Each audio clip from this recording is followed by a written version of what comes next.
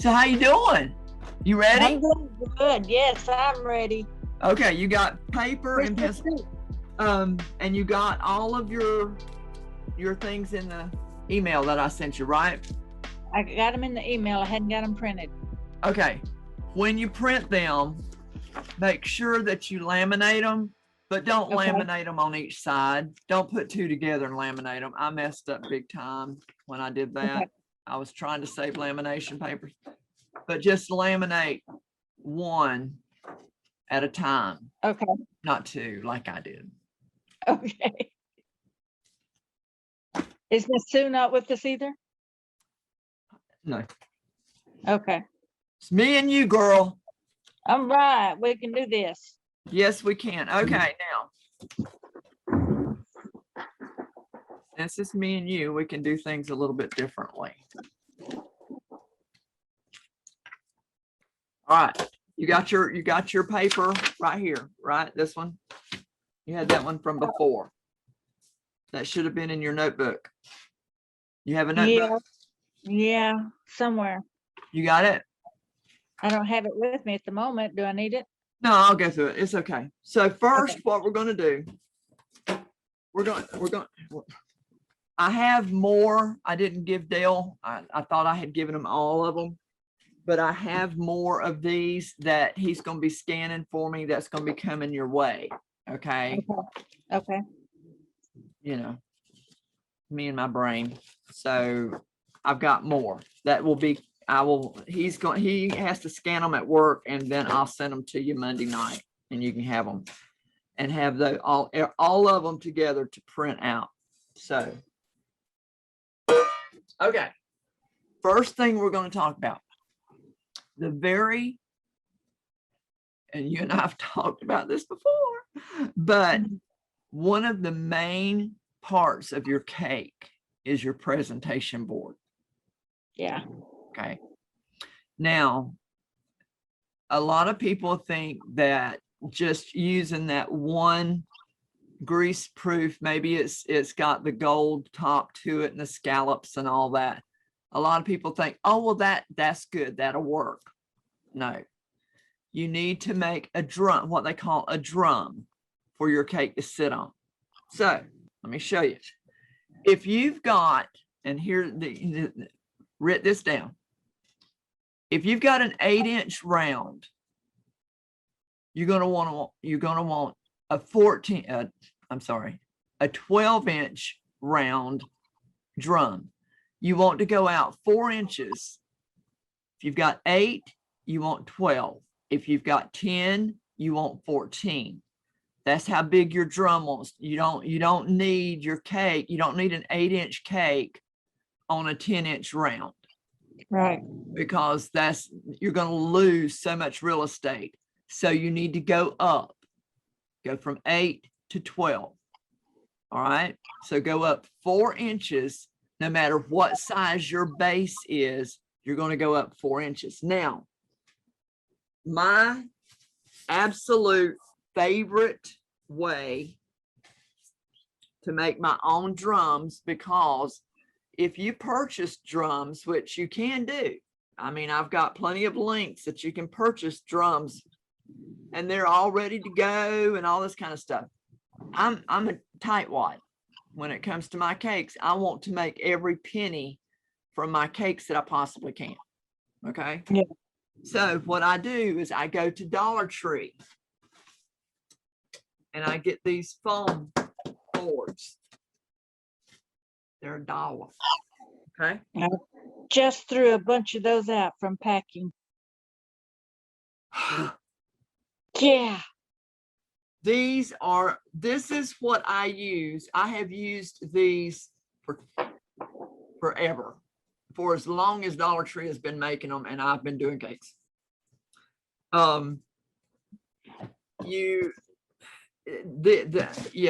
This right here. Now, what I do, I can't believe you don't tell me you throw stuff out, Peggy. Sorry. No. Hey, listen, let me tell you real quick. If at any point in time you need to go to the bathroom or you need a break or something, just let me know, because this class, I mean, you know how it is. So just- anyhow, so Raise my hand. yeah, raise your hand, raise your hand. So what you do, like I was gonna do a 12-inch. I needed a 12-inch board. So I cut, and don't throw the extras away. Yes, sir, ma'am. God, I've been called sir before. So Dale's got me thrown off at the bottom here. keep them, keep them. Okay, okay. Your drum is going to be made up of 4 pieces of cardboard. Okay, this is what your drum's going to be made up of. Now, let me show you what happens. Once you get I use an X-Acto knife. I mark them out on my board. Like I took my ruler and I went along the board and I marked 12 inches out of each end, obviously, and that gives me 2 finished sides. So Right. all I have are these 2 sides that I have to cut. That's not what happens when you have rounds, but with the squares. Okay. So then, because what's going to happen is your boards are going to be jagged on the edges. I don't care how good a cutter you are, your boards are going to be jagged. So you've got 2 edges that are jagged, but of course these 2 edges are fine because we cut them on the edge. So have you a little sanding square, okay? And I don't do this in the kitchen normally, but I'm going to do it because that's where we're at. So all I'm going to do is I'm going to lightly sand the edges.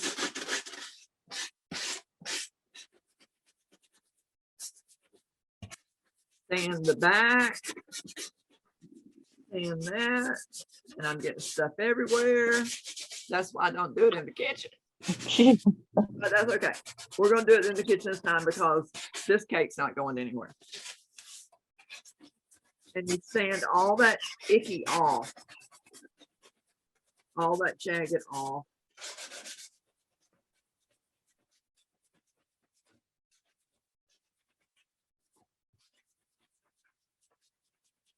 Okay. And what you want to do, what you want to have your boards be clean all the way around. Okay. Now we're going to stack these 4. It takes 4 boards because you want a nice drum. All right. And here's the reason why you want such a thick drum. Because this is your presentation board. And once you get this covered, you can go around the edge with lace, ribbon. You can go around, you can go to Dollar Tree and get a roll of sisal rope, that thin sisal rope. And if you've got a country themed cake or something like that, you can just wrap it around the edges and fill the edges up with the sisal rope and make it look really, really country fine. But what we're going to do, and they're not all going to match perfectly, but that's okay. It doesn't matter.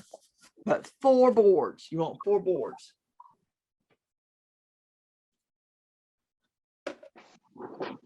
Oh, okay.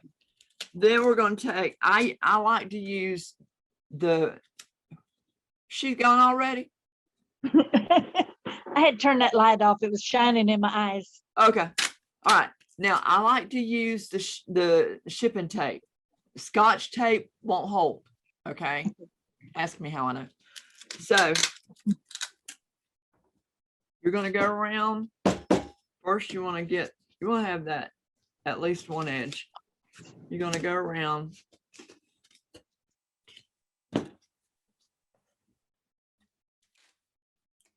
You're going to tape them together. Definitely use your shipping tape. The Scotch tape won't hold. You definitely don't, once you get this drum made, you don't want any wavering whatsoever.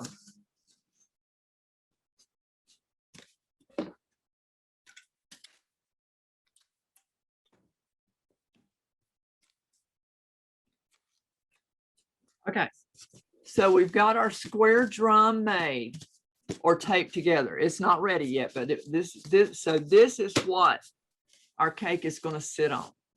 That right there, no matter what, that ain't going nowhere. That's not going to shift. It's not going to cause your cake to crack or nothing like that. It's solid, solid. Okay. And this drum, even though it took 2 pieces of stuff that you threw out, that's only $2. If I go and try to buy this drum, even at wholesale prices, that's $5. Oh my. Okay. So I don't mind, you know, this way, I don't mind if my drum never comes back to me. Now, if I have a wood, if I've got a wood drum, that one's coming back to me, but they're going to pay a big deposit so that if it doesn't come back, I can replace it. Now, if we're doing a round, which you know what these are, you know what these cake rounds are. These are actually pizza rounds. And I don't know where do you get yours at? I get them at Walmart. Okay. I would encourage, do you have you don't have a tax number yet, do you? No. Okay. I encourage you to do that, especially since you know, cakes is going to be your main focus. You really need to get that done. And once you get that done, see, once you get your ID number, you can go over to Restaurant Depot. Where's Restaurant Depot at? He must not be listening. But anyhow, it's over in OKC. And you can buy boxes of pizza rounds. What's the width of it? The diameter of it? Well, you get all different sizes. You can get all different size rounds. These right here are 12-inch because I've got an 8-inch cake. So I'm going up 4 inches. These are 12 inches. You're going to take 4 of them. And where the corrugation's at, right, you're going to cross them. Take the corrugation on this one and you're going to cross it. Okay. That's going to build your stability with this round. And then you're going to cross this one back. Okay. You're just going to go back and forth with the corrugation. Okay. What? Okay. I'm sorry. US Foods. That's out there near where. Yeah, near the Chuck E. Cheese South. US Foods has them, and you won't need a tax certificate. You need to get a tax certificate, but you won't have to have a tax certificate out there at US Foods. US Foods, and Yeah. it's where? It's out there by the South Chuck E. Cheese. What road is that? Walker Avenue. Okay. The Chef Store is what it's called. The Chef Store. Yeah. But it's US Food stuff. But this place is called the Chef Store. It's out there on Walker Avenue, down there close to that Chuck E. Cheese Dale used to work at. Okay. Not the one in Quail Springs. But anyhow, Okay. You're looking for pizza rounds. They're not going to be cake rounds. They're going to be pizza rounds, and they're going to come in a box of, hang on.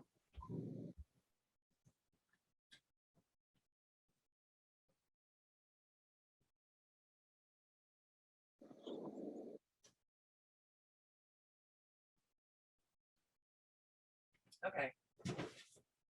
There's 100 in that box, and there's 100 of them, and that Okay. box was like $10. So Wow. yeah, but these are also the boards that you're going to use between, well, No, let's forget that part. Forget that part. Okay. So we've got,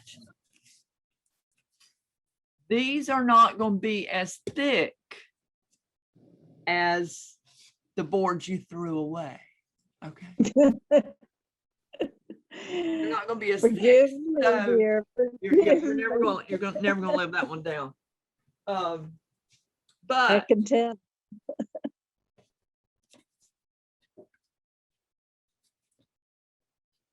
there's not that much difference in the No, there's thickness. not. So if you wanted to add on an extra one, that's up to you.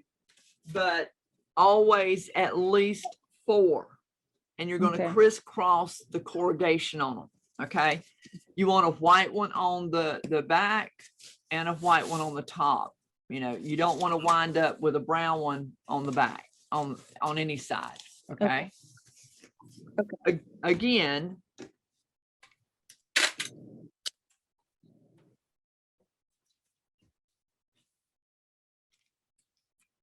you're going to tape this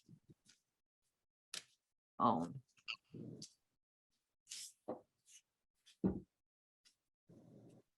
Of course, these you don't have to sand down or nothing like that, but you get 100 of, I think it's like $8 or $10 for that box. And I mean, you can't beat that. You can't buy Wilton. U.S. Foods Chef Store. Yeah. Oh yeah. I can't see that. It's too small a print. Yeah, she's on her phone, babe. But well, when you play it I back, got it. Yeah, I got it. when you play it back on your laptop, you'll be able to see it. West I-240 Service Road.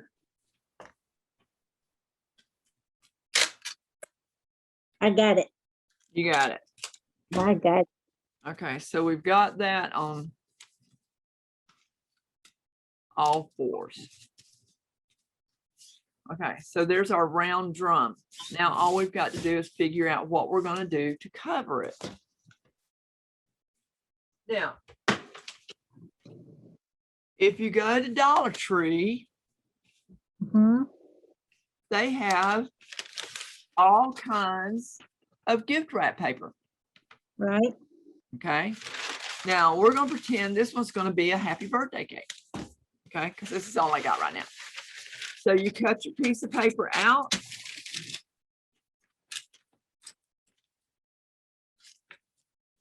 Turn that over. Notice I ain't got my gloves on. I don't need gloves for this part.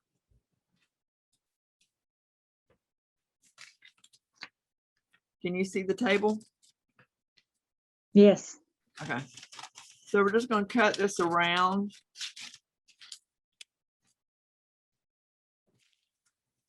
I threw that away. I could probably use it for something, but I'm not going to. That's my problem. I got a house full of stuff that we won't even talk about that. That's okay. Okay, so we're going to go around all the way around.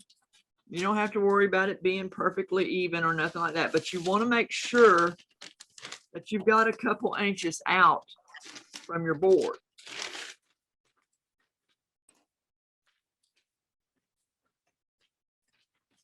Okay, you want to make sure that you're not cutting it this close.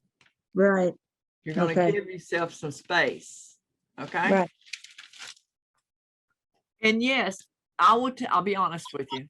What I used to do is when I had some downtime, I would make a bunch of drums and I'd make them all different colors. I would use tissue paper, just plain tissue paper that I got at Dollar Tree.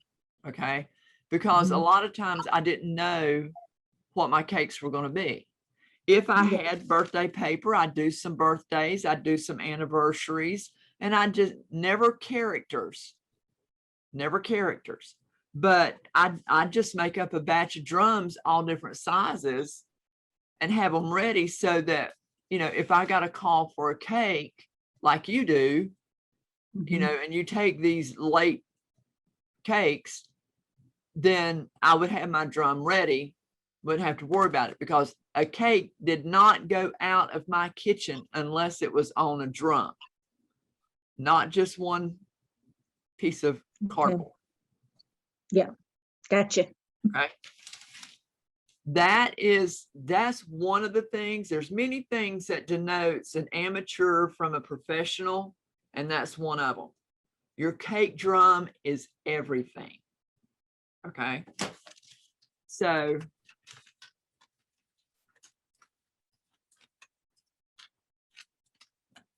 that off. And I mean, it takes a little bit of time. I enjoy doing these because it's actually therapy for me. I love, God knows I need therapy. Me too. So, okay, so we've got, and it's not perfect. It's not perfectly round. I'll move towel. Okay. Now, here's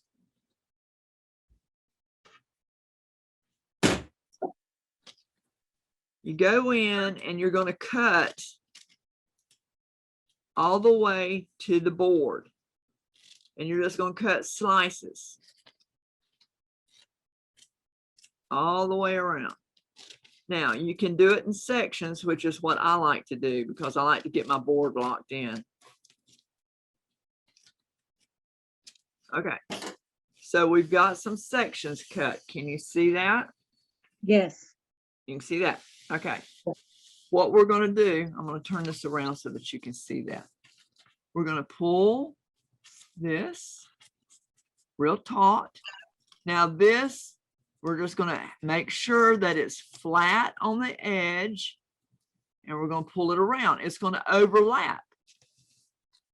Yes. So that's all we're doing. And we're going to do that all the way around, and we're going to use, yeah, you ought to see me doing this.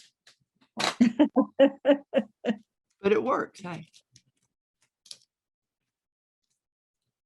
That's why, like I say, when I had downtime, I would do these. I would make a bunch up at one time. And that way I didn't have to worry about it. Make sure when you pull your paper over that it's flush and it's not crinkled out. That looks junk. You want to make sure that it's flush. What?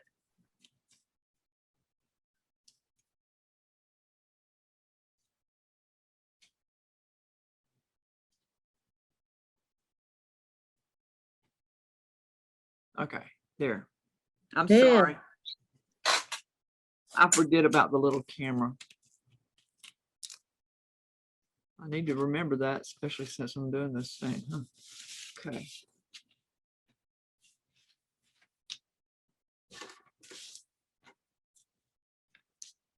So I'm cutting to the board. You see that right there? Yes. Cutting right to the board.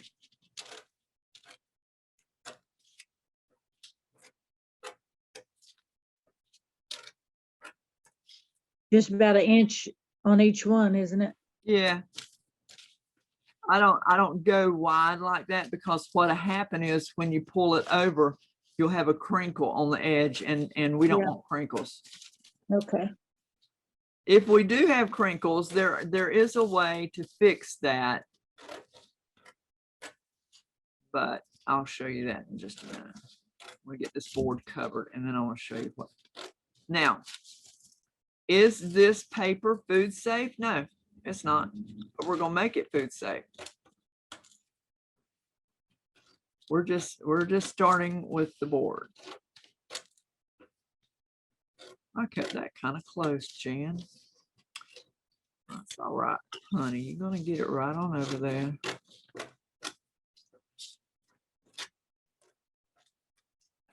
Okay, now,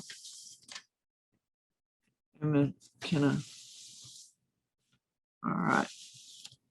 So, make sure our drum is tight. We're going to pull that over. Pull that one over. And pull that one over. Taut.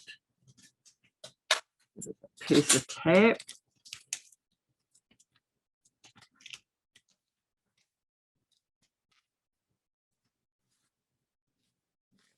Going.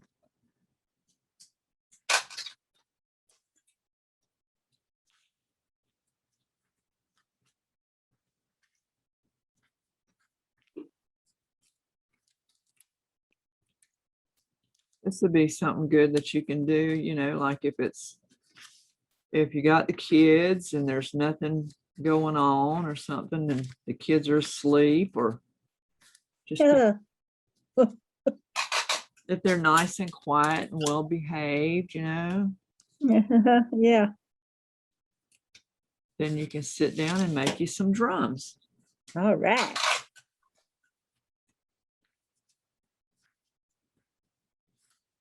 The drum is everything to presentation. Okay. Presentation.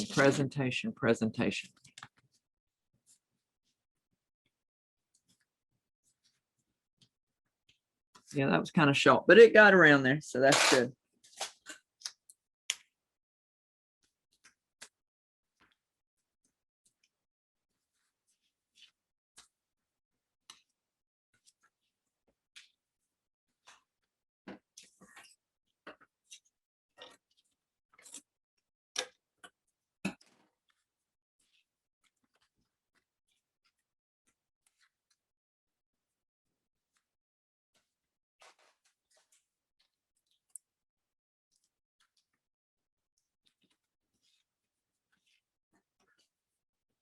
See, this is why I like doing it like this instead of like a YouTube video where they rush through it and they don't show you. I like to see how much time each thing is going to take me so I can prefigure how much time I need. So when you get your cake order, create your drum. That's the first thing you do. When you got a cake order, if you don't have any drums made up, go ahead and make it then. Get it ready. No matter what size it is, whether it's round, if you're doing those sheet cake things,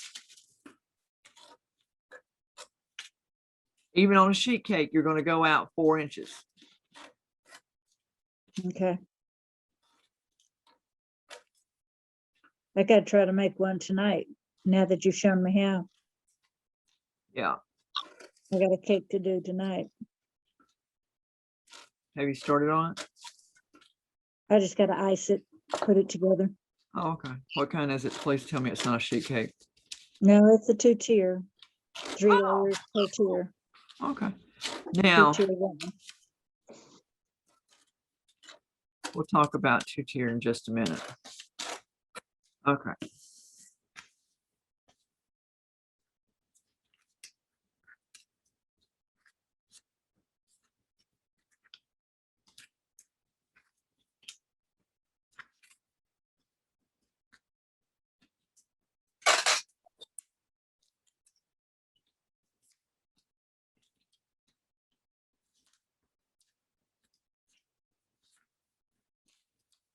Doing really good. Got a happy birthday cake. That's what it is. I got, but I wouldn't want the red. I got purple. Well, Dollar Tree, and I don't know if you've ever done this or not, but I go to Dollar Tree and just go through their rolls of paper. And like when I was doing cakes regularly, I'd buy 10 or 20 rolls of different things, anything but characters. Yeah. Do characters. I don't care. It just, if anything about your cake has a licensed character on it, that's not, But I would come out there and they had some of the most beautiful floral paper and I'd just grab all kinds of rolls. And That's what I've got. So I'll probably do that for it. The Sweet 16 deal. So I'll probably do the floral. yeah. And I mean, it's I love it. And I mean, where else can you get a roll of paper for a buck? Exactly. I mean, to do this kind of stuff, you don't want. Okay, here's my thinking on all of this. If I'm making a cake that is going to yield me $100. Okay. I'm going to make that $100 go as far as possible. I'm not going to skimp on product for the cake itself, Right. but I'm not going to go out and pay $5 a drum for something. Now, like these, there's 100 of them. So that's what? A penny a piece? Is that right? 10 cents a piece. 10 cents. Okay, 10 cents a piece. So far I've got 40 cent, one little piece of a dollar roll of paper that I can use again and again and again. So Yeah. I have less than $1. I have my time. Yeah, I have my time. But you know what? My time doesn't mean a thing in the bank account. That's right. I mean, you know, so I could go out and buy a whole ton of those $5 drums, but then there goes $5 off the top, and it's not going, you know, you're not going to find drums. Okay, I'm shifting to the big camera monitor. Where am I? Where am I at? Am I, huh? Okay, thank you. My husband's been doing this with me for many years. If you go to the florist, Dollar Tree don't have that. Not anymore. If you go to the florist, the floral paper, the gold, the green, the red, the you know, the metallic paper, Right. beautiful on these. Okay. But you've got to be very, very careful with what I'm fixing to show you to make it food safe. You got to be very careful, but it is they make beautiful boards. That the floral paper does make beautiful boards. But see, I mean, here we are. We've got us a nice board. Okay. Yeah. That's the back. Nobody's going to worry about the back. Nobody cares about the back. If you want to take the extra step, which I'll be honest with you, I never did. Occasionally I would. You could cut a round piece of this paper out and tape it on there before we make this board food safe, and it would cover that up. But you know what? No. So now we're going to make it food safe. Contact paper. Oh, So you can get this again at Dollar Tree, but I buy it at Walmart because you can get a lot more. And you know, it's like $3 and you get a ton more than you would on the roll at Dollar Tree. yeah. Now, Dollar Dollar Tree does have some shelf paper that looks like wood grain. And I thought I had it because I always keep it on stock, but I don't have it. But they have, but the thing of it is, it only goes to a certain width, you know. So if you're wanting to make some bigger boards, you really need to go to Walmart to get the wide contact paper. And this will cover everything. So here we go. How wide is it? How wide do they go? Do you know? It's about this wide. How wide is that? I asked first. 1, 2, 3, 4.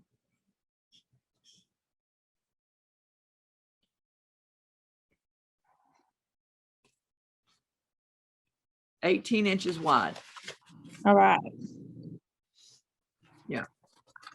But it's the clear matte. You don't want a gloss. You want the clear matte. Okay. No gloss. We don't want gloss. So what we're going to do,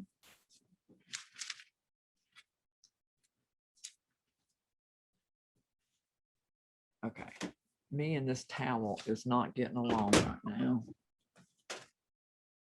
So I'm gonna have to move you a little bit over here because you're getting in my way.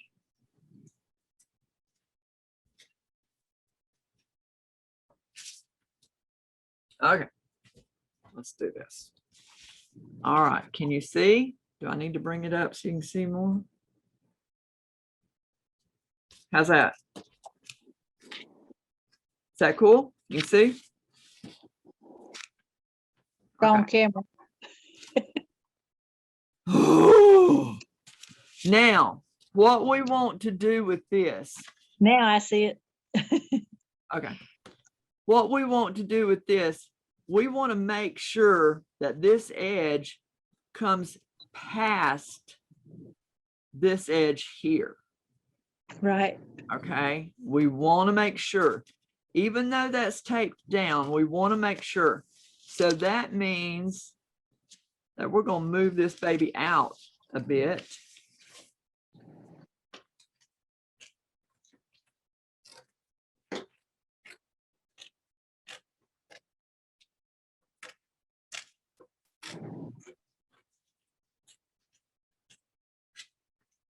Okay, I ain't throwing that away.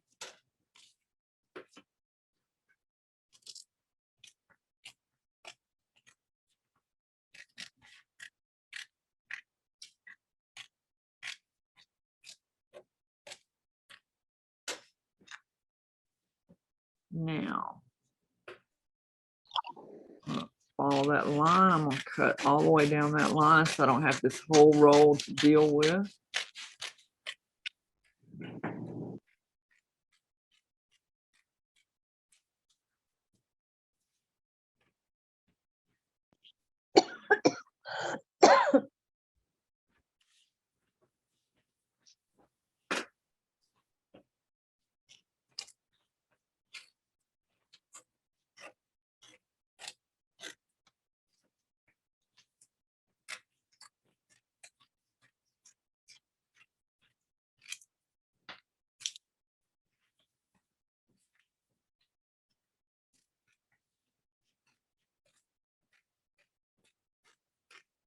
Pretty much just rounding the edges off.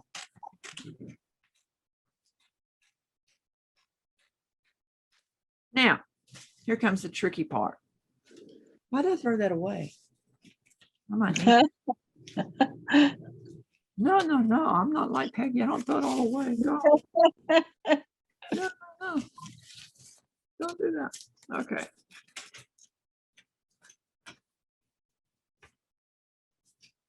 Now, the first thing we've got to do, we've got to peel the backing off. This can get a little bit crazy, but just take your time. Relax. Everything's going to be fine. You can do it. Mm-hmm. Get that backing off of there.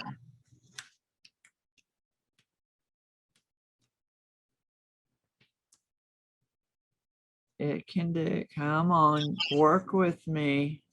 You can do it. I can do it. I've done this once or twice before. Maybe not from there. Okay, let me try somewhere else.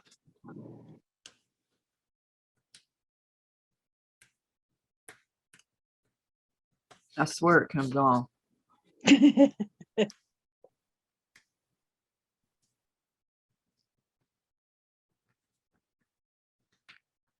Come on. Here we go. Here we go. No. Yes, I thought so. Okay. Here we go. Now. All right. We're going to try to not crinkle this. Let me move everything out of the way for right this minute.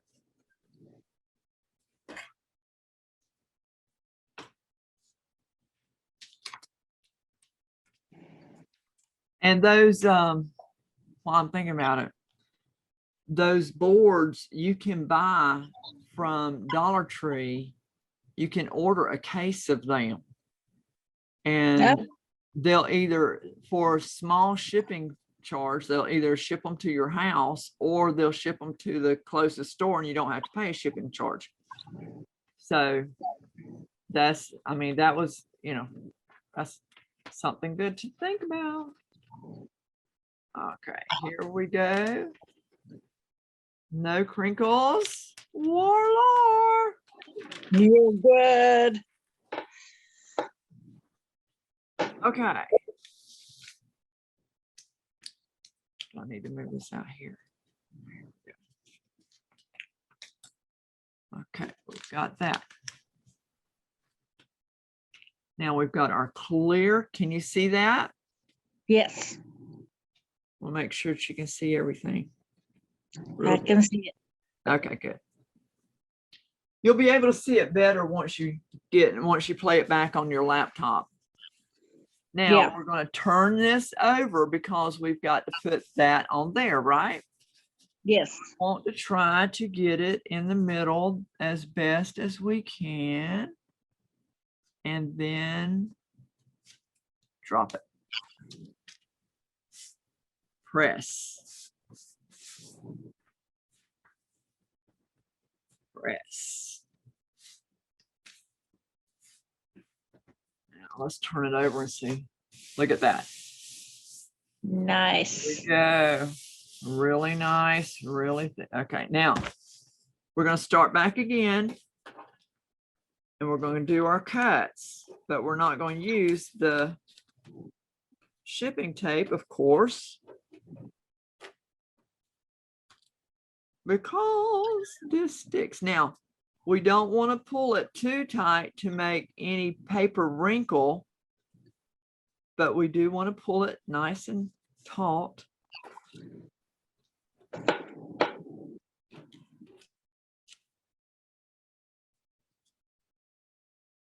And yeah, it's going to overlap, and that's a good thing. Don't think it's got to lay side by side. It's going to overlap. You want it to overlap.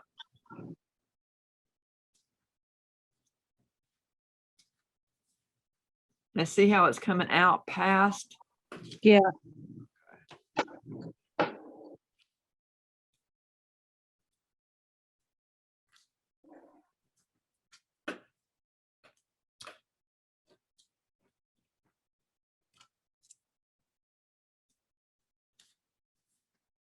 You know, you turn on some good Backroads radio and do these things, and I just love it. It's therapy. Yeah, I almost had that on a while ago on my phone. I'm going, wait a minute. Can't do that. I hadn't listened to it at all today.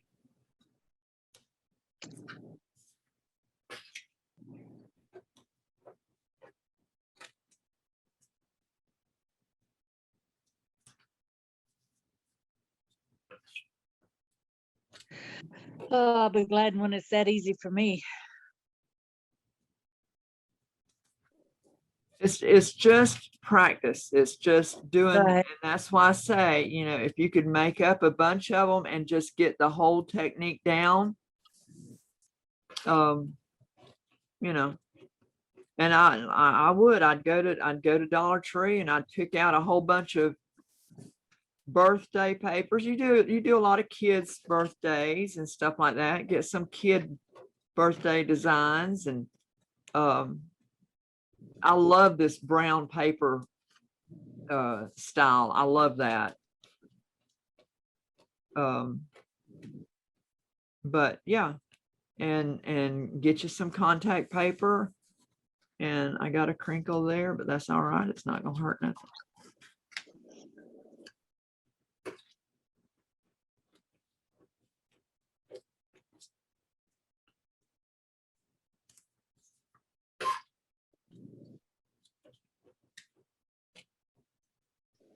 But if you want to raise the plateau of your cakes, which I know you do, this is the first step. Yeah, I gotta go pick up Helen in a little bit in Chandler, and I'll go get me some contact paper because I don't have any to make a board tonight. Yeah. I got the wrapping paper, I just don't have the contact. Well, now they have contact paper at Dollar Tree if you're going to get you some boards. They have it there, you know, I mean, you know. Uh, The We don't boards have are Dollar Tree. in cheaper. Florida. The boards are cheaper at Dollar Tree, of course, than they are at Walmart. You can get them at Walmart, Yeah, but they're almost twice the price. Same exact boards. yeah. Well, I got the boards for tonight. I just gotta have some contact Oh, paper. you didn't throw them out? Nope, not this time. Oh. Wow. Good for you. That's because I'd already bought them. Yeah.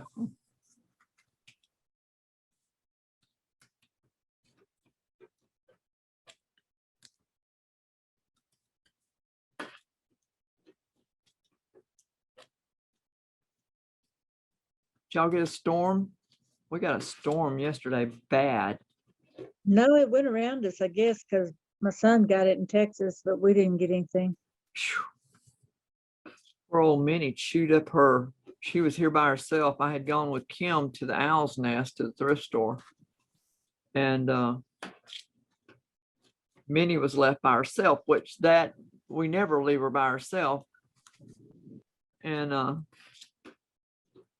we had her harnessed and you know, she was in her bed. I got home and I knew that because she does not like storms, loud noises, anything like that. She don't like it. She Yeah, had chewed her harness up.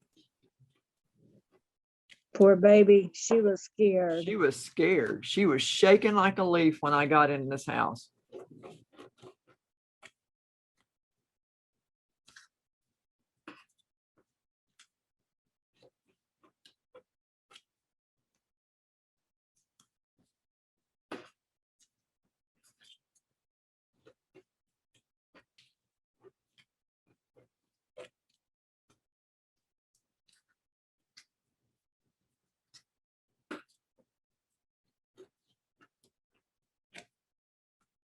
Now, once you get this done,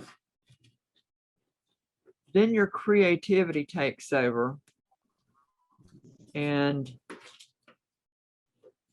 the edge of the drum, if you want to cover the edge of the drum, you can get your little handy dandy hot glue gun and glue on some ribbon. Dollar Tree has ribbon, go figure.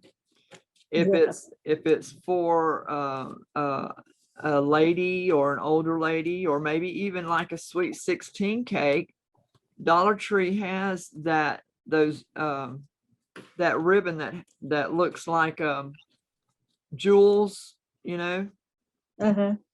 You could get that, bling out the edges. There we go. Now, Voila. there is our board. We are not quite ready to put the cake on that yet, but this is food safe. Now, we're going to go one step farther because that's who I am. All right. Now, we're going to put an 8-inch round on this cake. So what I've done, I've drawn out on a piece of just wax paper. You can use parchment. You can do, I didn't get my parchment out. I just used wax paper. Draw out the 8-inch round there. Okay. Put it on top of another piece. And we're going to cut that out.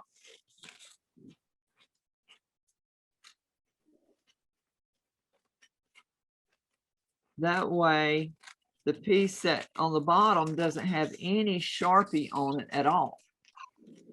Right. And I might add that you want to make sure that your scissors are washed and cleaned and stuff. You want a pair of scissors that you only use in the kitchen for this kind of stuff. Right.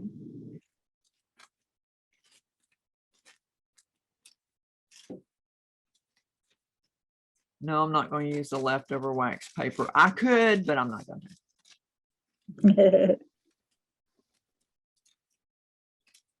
Okay. This one, you can save it if you want to have a template to cut more out. And that's another thing. Normally what I do, I'll take maybe 10, 15, 20 sheets and cut out a bunch at one time so that I'll have them later down the road, you know, and I'll have them ready and I won't have to stop and cut. But what this is going to do, this is my template. I put that little thing right over there. So what we're going to do with this is we're going to put this down and we'll glue it. Wait a minute, let me wash my hands. I got to get my gloves on.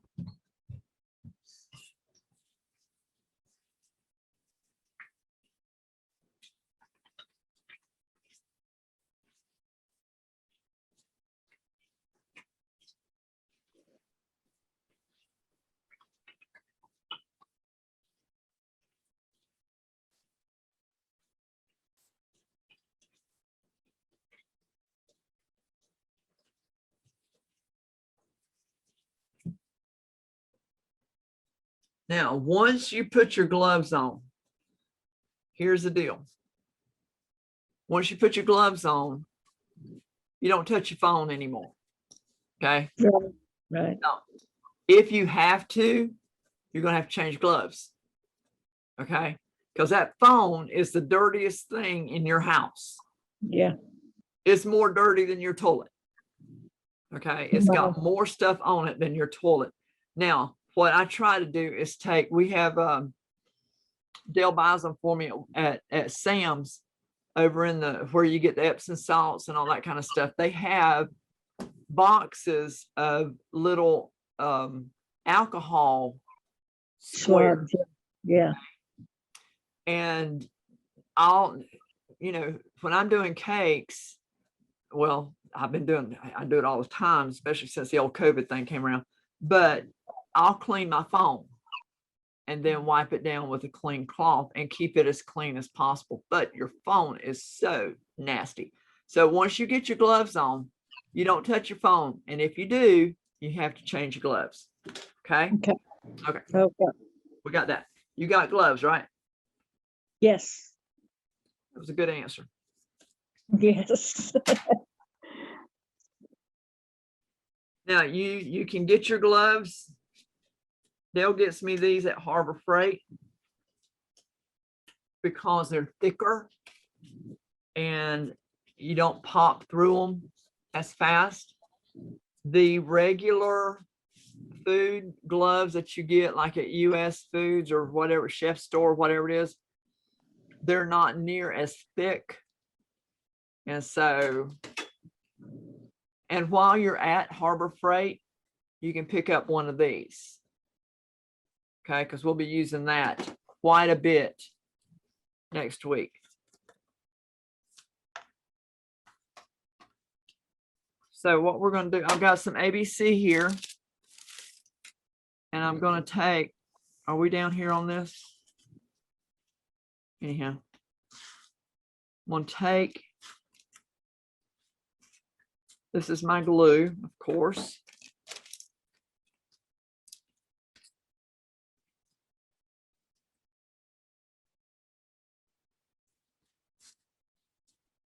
Now, that cake can completely sit on this and it's food safe. There's nothing nobody anywhere can do or say that is a food safe board for your cake to sit on now.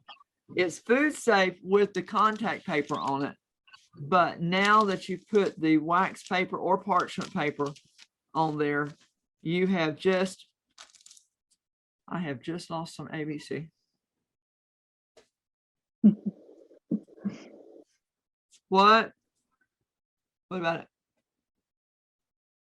I'm not in the center. Oh, okay. I'm sorry. I'm sorry. Okay. So your cake will sit on there. Before we put the cake on there, we'll put more glue. But that's where your cake, so your board is done.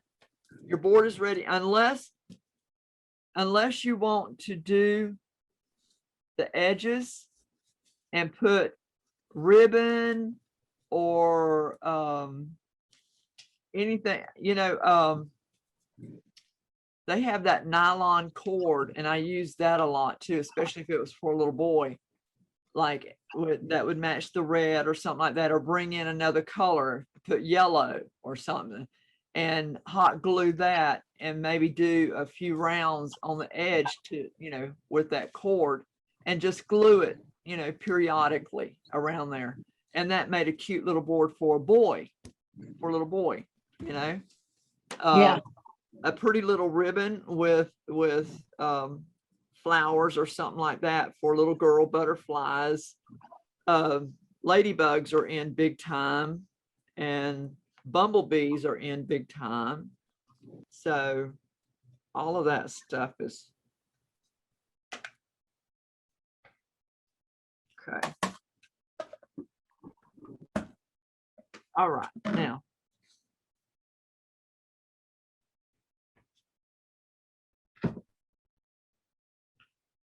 so we have our board ready. Yay. Any questions about doing a board, making a board? Nope. You've been very good on it. Okay, you got all the, if there, well, you know, if there is questions, I think you know how to get in touch with me. Okay. So, the next thing we're going to go over, which you already do cakes, so this, it makes it kind of easier that way. Your basic tools, spatulas. I personally, I like the small spatulas. I can manipulate with them much easier than I can the bigger ones. Some people, I mean, everybody's different. Their hands different, their feels different. This is what I've gotten used to. These are, I love them. In fact, I have 3 or 4 more somewhere, but these are awesome. Okay. Yeah, that's what I, the angle, you want the angle. Now, there are Right. times that you'll need the flat. There are times that you will need that. But 99.99% of the time, the angle is the one you want. Now, another tool that is very important to have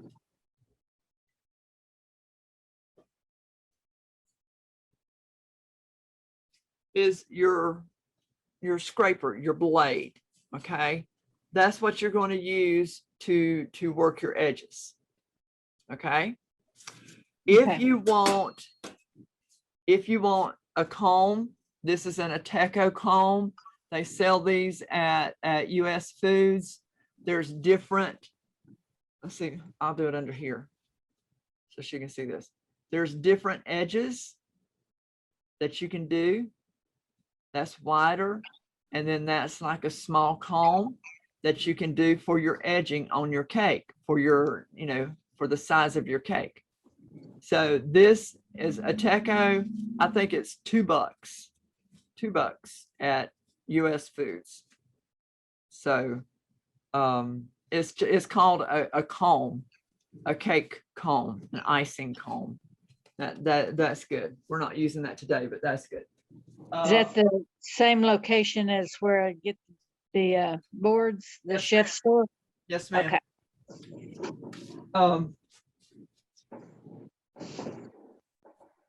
Now, depending if you're doing a barrel cake, do you know what a barrel cake is? Yes. Okay. Have you done a barrel cake? No. All right. Good. Okay. Depending. Well, hello, where did you go?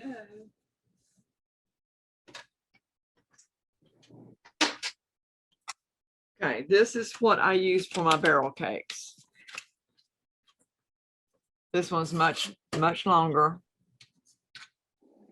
you know, and you're going to be able to get a lot more coverage around your cake with this. Okay. I have one of those. I just don't have the short one. I keep this one in the box because I don't ever want, and you have to be real careful with these things because as well, as much as I used to use them, you don't want, sometimes they drop, sometimes they'd fall and they'd get a chip or something, and you don't need that. You want to make sure the edge is completely straight. There's no Right. notches or anything in it. So I go through these things. I used to rather go through these things. And when it got the notch, it got thrown away because it was no good to me anymore. Absolutely Right. no good to me anymore. Kind of like the boards you threw away. But that's why I keep this one, because this one's a thinner. It's much thinner and can Yeah. get messed up much easier. So Wilton doesn't put as much. I love Wilton products, but they don't put as much into them as they should. But that's why I make sure and keep this one in the box when it's not being used.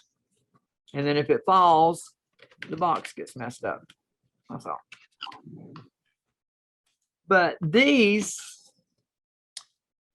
Harbor Freight. Okay. Harbor Freight. Now, you can also use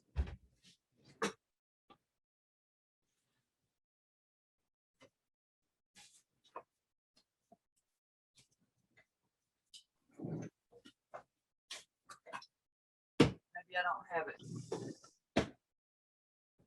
There's a one you can use the spackle.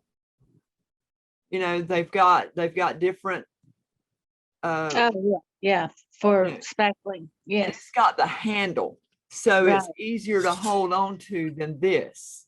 So right. and I had some of them. Yeah, I've seen you use it.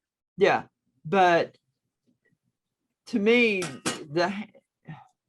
depend if I'm working on a square cake, I'm going to use the one with the handle because I want those square, I want those edges squared, and that's the Mhm. best way I can use that. But I can't use these to get a square edge. I don't know why. Maybe it's here. I don't know if it's here. I don't know where it's at, but I can't. So these don't work for me for a square cake, but those with the handle works much better. And again, Harbor Freight. Okay, Okay.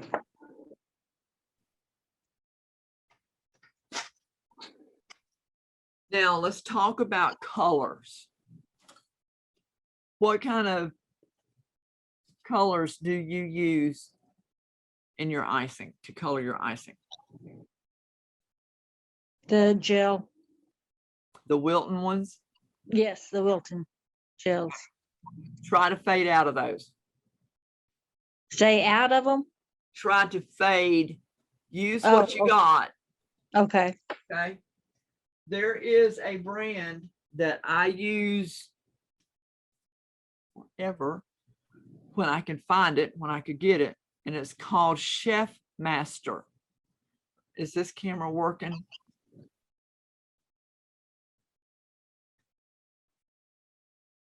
Chef Master. And it comes in drop. You drop it. You don't have to worry about using a toothpick to get it out or nothing like that. And you actually get more. You use sometimes those little gel, and I've got some Wilton gels. I mean, I was a Wilton instructor for a long time, but sometimes they'll get real thick and yeah, you have to use your glycerin to loosen it up. But Yeah. if you've got these, all you got to do is open it up, put your drop down in there, and go on about your business. Chef Master is the best color that you can get for your icing, and that's for not only for icing but for your cookies. When you're doing your RI for your cookies, it won't bleed. It won't bleed. Now, Americolor is also good, but in fact, if you can't get Chef Master, you can always use Americolor. Now, if you can't get Chef Master, I have a CK account and I can get all you need. you know, if I can get it. So just now, when you make your icing, the number one thing that a lot of problems people have is their icing bleeding. If I know it's a big problem, especially if you're doing cookies, but always when you make your icing, you want to make sure that you're using extracts or emulsions that's not got any color to them, or if there is any color, then there's just a minute amount. But when you get your icing together, you want to put white color in your icing. It might be white, but you want to add white color, and that's going to stabilize your white icing, so that if you put a red border on that cake, it's not going to bleed into your icing, your white icing. Okay. And plus, if you've got white icing and you're dyeing it, you're putting red or blue or any other color in it, it's going to stabilize that color as well. So you won't have any bleeding at all.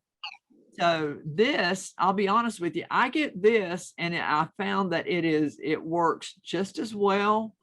I get this at Hobby Lobby.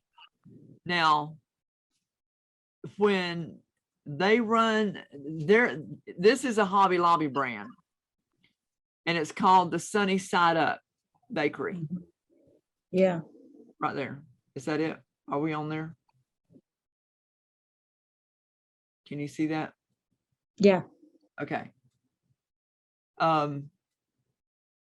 They run this stuff half price every other week. All of their bakery stuff is half price, as long as it says Sunny Side Up. The only thing that's not half price is their meringue powder, but don't ever, ever, ever, ever use their meringue powder anyhow. So Sunny Side Up, I get a couple bottles, make sure that you're using it. Now you want, when you're making a regular batch of icing, which we'll go over that stuff later, but I use about, well, let's see. I use about a tablespoon to 2 tablespoons in one batch of icing. If I'm doing RI, I'm going to use more, because with the RI, when you're laying colors on, I mean, that's all there is about cookies. You're laying colors on top of colors on top of colors. And you definitely don't want no bleeding then. So I use more when I'm making my RI than I do when I'm making ABC or SMBC or IMBC. It doesn't matter. But I'll use more making RI than I do any of the other icings. So stock up on this stuff. It don't Okay, go you said- bad. Huh? You said you put that in every color? I put this in every batch of icing I make. Okay. Every batch of icing I make. And I use more though when I'm making RI. Okay. So yeah, but stock up. This stuff doesn't go bad. Like I just got this bottle the other day, and it expires in 2025. Okay. So stock up on this stuff, since you're really getting into cakes more now, and make sure get and like I say, it's half price, so it's only $3.50 for this whole bottle. Wow. When they run the 50% off, and it's every other week. You want to look for, if you get a Hobby Lobby app on your phone, you want to look for the weeks to when they're running the Sunny Side Up bakery items. Yeah. Okay. Run, don't walk. Okay, because this stuff goes fast. In fact, this was the last bottle they had on the shelf the other night when I was there. So it goes quick.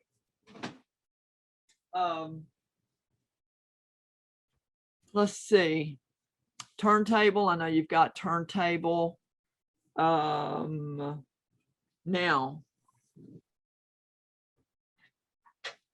I don't know what you use to level your cakes with. I use this up to a 10-inch because that's as wide as that'll go. Okay, That's after I get the 10-inch, once I get past the 10-inch, watch everything fall at one time. It's strategically placed. Okay, once I get to the 10-inch, woo! Hello. I thought I had that locked in. Okay. Then I use this one. This is Yeah. this. You got this one? Yes, I've got You do? both. Good, because they don't make them anymore. Oh, my. They don't make these anymore. Wilton discontinued these and went to a newer, more improved model, which I let them know they were full of mud. Well, I use mine a lot. Yeah, because these you won't find these anymore. They don't make them anymore. Hmm. So they have come out with this, and I've been seeing it on a lot of the cake pages, to where it's like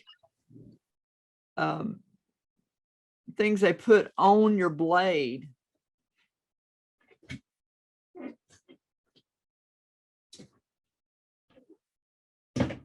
Keep these away from. This is my NSF. This is what I cut my pedophores with. This is my baby right here. I love this one. This is my baby. But they've got things that you put on your knife and you set it at whatever depth you want, and it cuts through your cake. You put it on the table. I don't know about that. Maybe it's because I'm so old school, but I don't know. I might try it and see if it works. I'll let you do it first, then you can tell us. Yeah, I'm not. Okay. Also, like I say, you need this right here. Okay. That's at Harbor Freight, $1.99. Okay. That right there is going to help us make straight basket weaves. That way our lines will be straight up and down, and we won't have to worry about our basket weaving back and And forth. that's just a square, correct? Yep. Okay. $1.99 at Harbor Freight. People used to laugh at me when I'd say I was coming in to get cake tools. Okay, now let's talk about the different kind of icings we're going to learn. Did we lose her?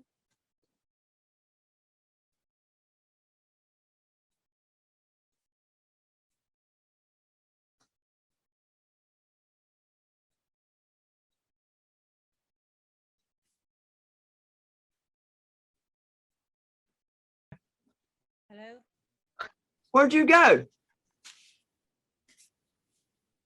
sorry. The telephone rang and I hung up on Joey, and we called right back, so I was afraid it was emergency. Okay, now I can't hardly hear her again. Hello? Say something. You got me now? Hello? Barely hear you.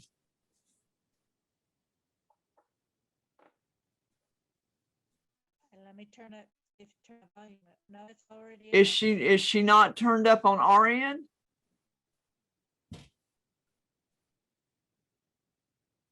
It says Peggy's network bandwidth is low. That might be where the problem's at.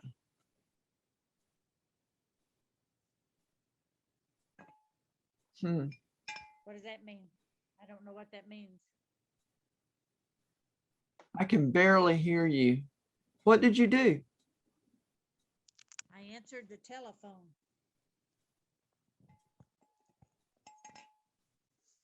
Put that phone back where it's supposed to be. I'm trying. Is that better?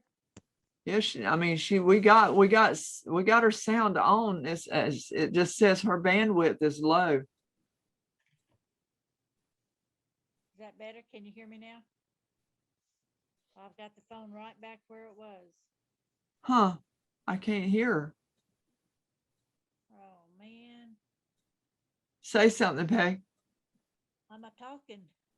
It's not even moving the microphone over here.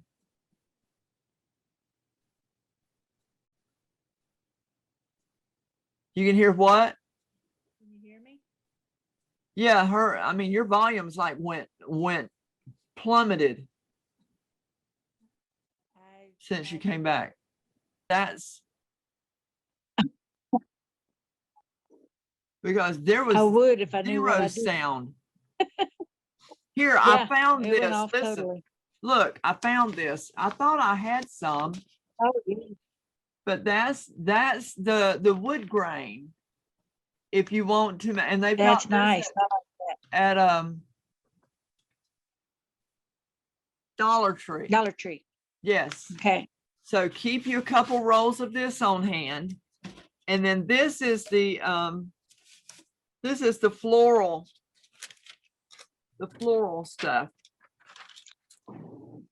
It's thinner, isn't it? It's a lot thinner, but you're going to have to cover this with the contact paper. Right. You don't Okay. have to cover this with the contact paper. It is contact paper. Right. So this I mean, it eliminates one of the steps, but Right. you know, and I just found it here. I even got a different kind that just looks like Formica top, you know, it'd make a good, but if you use the contact paper, you won't have to do but one step. But the contact paper doesn't always come in the Pretty Happy Birthday style. Right. Okay.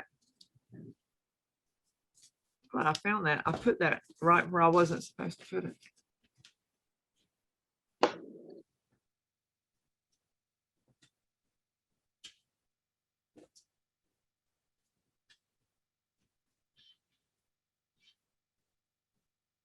Okay, let's see. Another thing, what size bags do you use for your icing?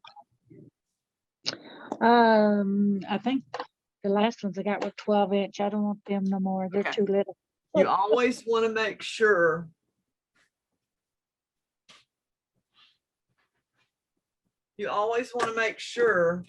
that you have pastry bags. And those are the bigger ones. Okay. Right. You can get them. Yeah. Is it 16-inch or something like that? Yeah. Yeah. A Teco, this is what you'll look for at at the Chef Food Store. Okay. Okay. It's the Ateco, and they're the 21-inch. Oh. I use these when you're doing a lot of cakes. You want to get the big ones. I have the 16s, but if you're doing a lot of cakes, because then let's say you've got 3 cakes going out, and they've all got white base. So you're loading this sucker up. You're putting your icing tip on. Do you use this? Yes. Okay. You fill that big 21-inch bag. Now it's going to be heavy. You're going to have to break it in half and sling it over your shoulder. But you know, you're going to you're going to be able to pop out some cakes. And that's what it's about, is you want to get it done. You know, you want to get it out and done.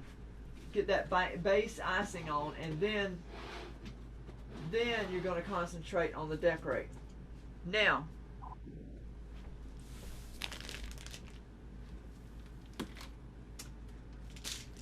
sprinkles. I make my own. I buy, you can buy this stuff in 5-pound bags, all different kinds, and then just create your own. This one I called it Purple Dream because it's got a lot of purple in it. Sprinkles are huge right now, and customized sprinkles, those are huge. This one I called it Pinata. I'm sorry, I'm not used to working with it, so I should be used to it. But this one, this is called Pinata. And then this is my Purple Dream. And then I've got confetti that I make. You just buy all the individual colors and mix them the way you want to. Yes, yes, Gotcha. yes. I've got some gold, a little bit left of the gold. I don't know if you can. The gold looks black in the camera, but it's not, it's gold. Right. So yeah, you combine, what? What?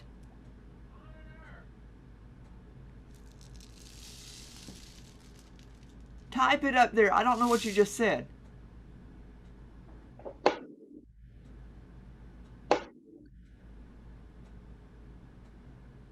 Yes, okay. You can, at your grocery store, sometimes they'll have, like, I got this stuff,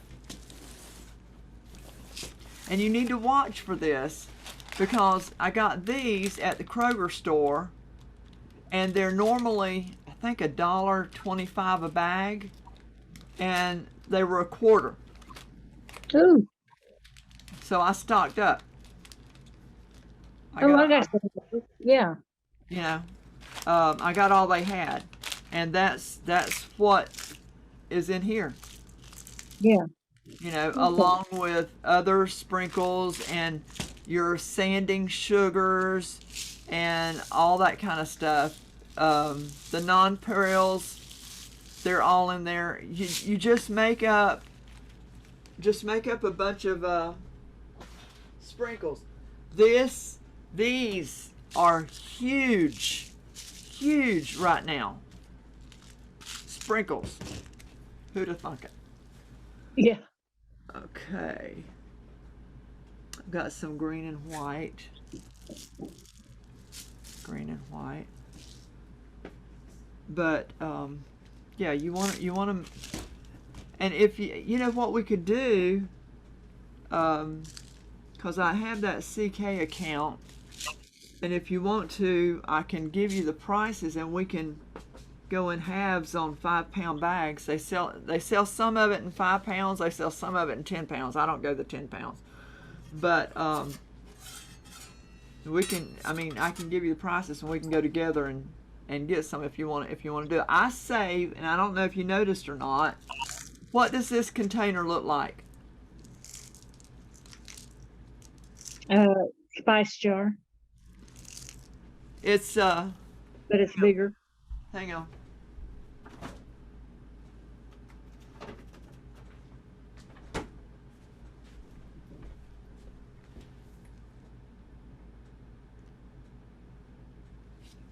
It's my Parmesan cheese. Oh my goodness. So when we're done with this, I peel the label off, wash it real good. There you go. All right. See, you learn not to throw things away. Yes, ma'am. Because these containers, I was pricing them at Michael's. What day was I there? I was there getting some glitter. I priced them at Michael's. They wanted $4.99 for a container Wow. size to put these in. And I told Dale, I said, I've been saving these things forever. So I had like 10 of them back there. So, yeah. Um, okay. Now, let's see what else we're supposed to go over. What? Oh, okay. Dale said the container with the cheese at Aldi is $2.99. No, that was Kroger, $2.99 with the cheese. So you Yeah. get the cheese and the container for $2.99, and then There you go. I think I'll use the pinata on my cake today. No, I used the purple dream. Purple dream. I love that. It's so pretty. It is. Okay, now we're going to talk about the different icings we're going to learn. We're going to learn 5 different icings in this class. Okay? And I will send you the recipes. I will send you a PDF of all the recipes. They're my recipes, and do not share. I won't. Okay, we're going to be making my version of the ABC American Buttercream. Okay. We're going to be making my version of SMBC, Swiss Meringue Buttercream. Okay. We're going to be making my version of IMBC, Italian Meringue Buttercream. Okay. We're going to be making a version of whipped cream.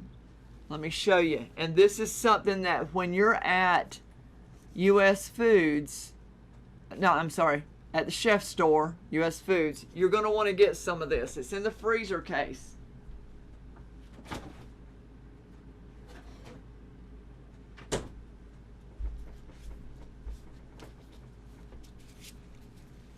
Are we under here? Here we go, right here. This is what you want to get. It's solid, it's frozen, it's in the freezer case. You want to get at least about 4 of these. Okay? One of these will anyhow, get about 4 of them. They're $3 and something a piece. And this makes some of the best whipped topping icing for your cakes. Okay? Okay. And it won't break down. It's not like you'll also be able to decorate with this. You'll be able to make flowers. You'll be able to make everything that you can do with regular buttercream. And you'll be able to color it. You'll be able to do all kinds of stuff with it. And this is it's already got the sugar in it. It's already got everything in it that you need. And all we're going to do is thaw it out, put it in a cold bowl with a like we would regular whipped cream, and make our icing. This will not crack like regular whipped cream will. This is better than stabilized whipped cream because you can decorate with it. Okay? Okay. So when you're at the chef store, it's going to be back in the dessert section back there. Get you about 4 of them, and these will last. I think it's a year, but you're going to use them up within a year because once your clients start tasting this buttercream, this whipped topping, okay.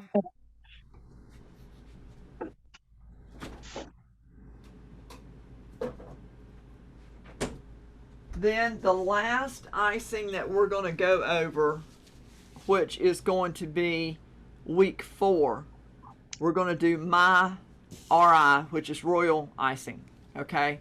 Because you don't use royal icing on a cake, you know. Yeah, you can make royal icing flowers like what I made, and gave to you, but royal icing is pretty much for cookies, and I Yeah. want to do a cookie class after this, so that's why I'm holding off on the royal until the end. So that's your 5 icings. Your ABC, your SMBC, your IMBC, your whip topping, and your RI. Okay? I will be sending you what's it called? Recipes for all of mine.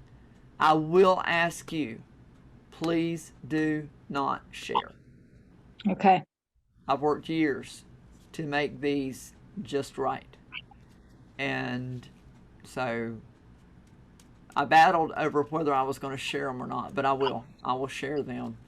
And it's just you and Barbara, and I don't, and I don't know where Barbara's at, but I will share them with y'all.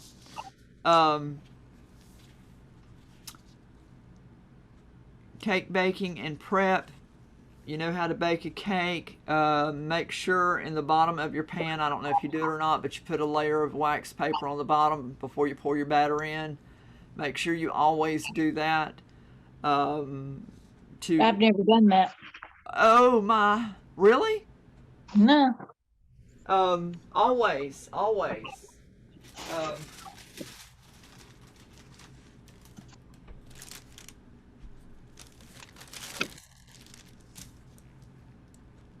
That way you see the cake comes right out of the pan, nothing sticks to the bottom of the pan, and all you do is peel it off right before you ice it. I'm going to put this on there so it doesn't dry out.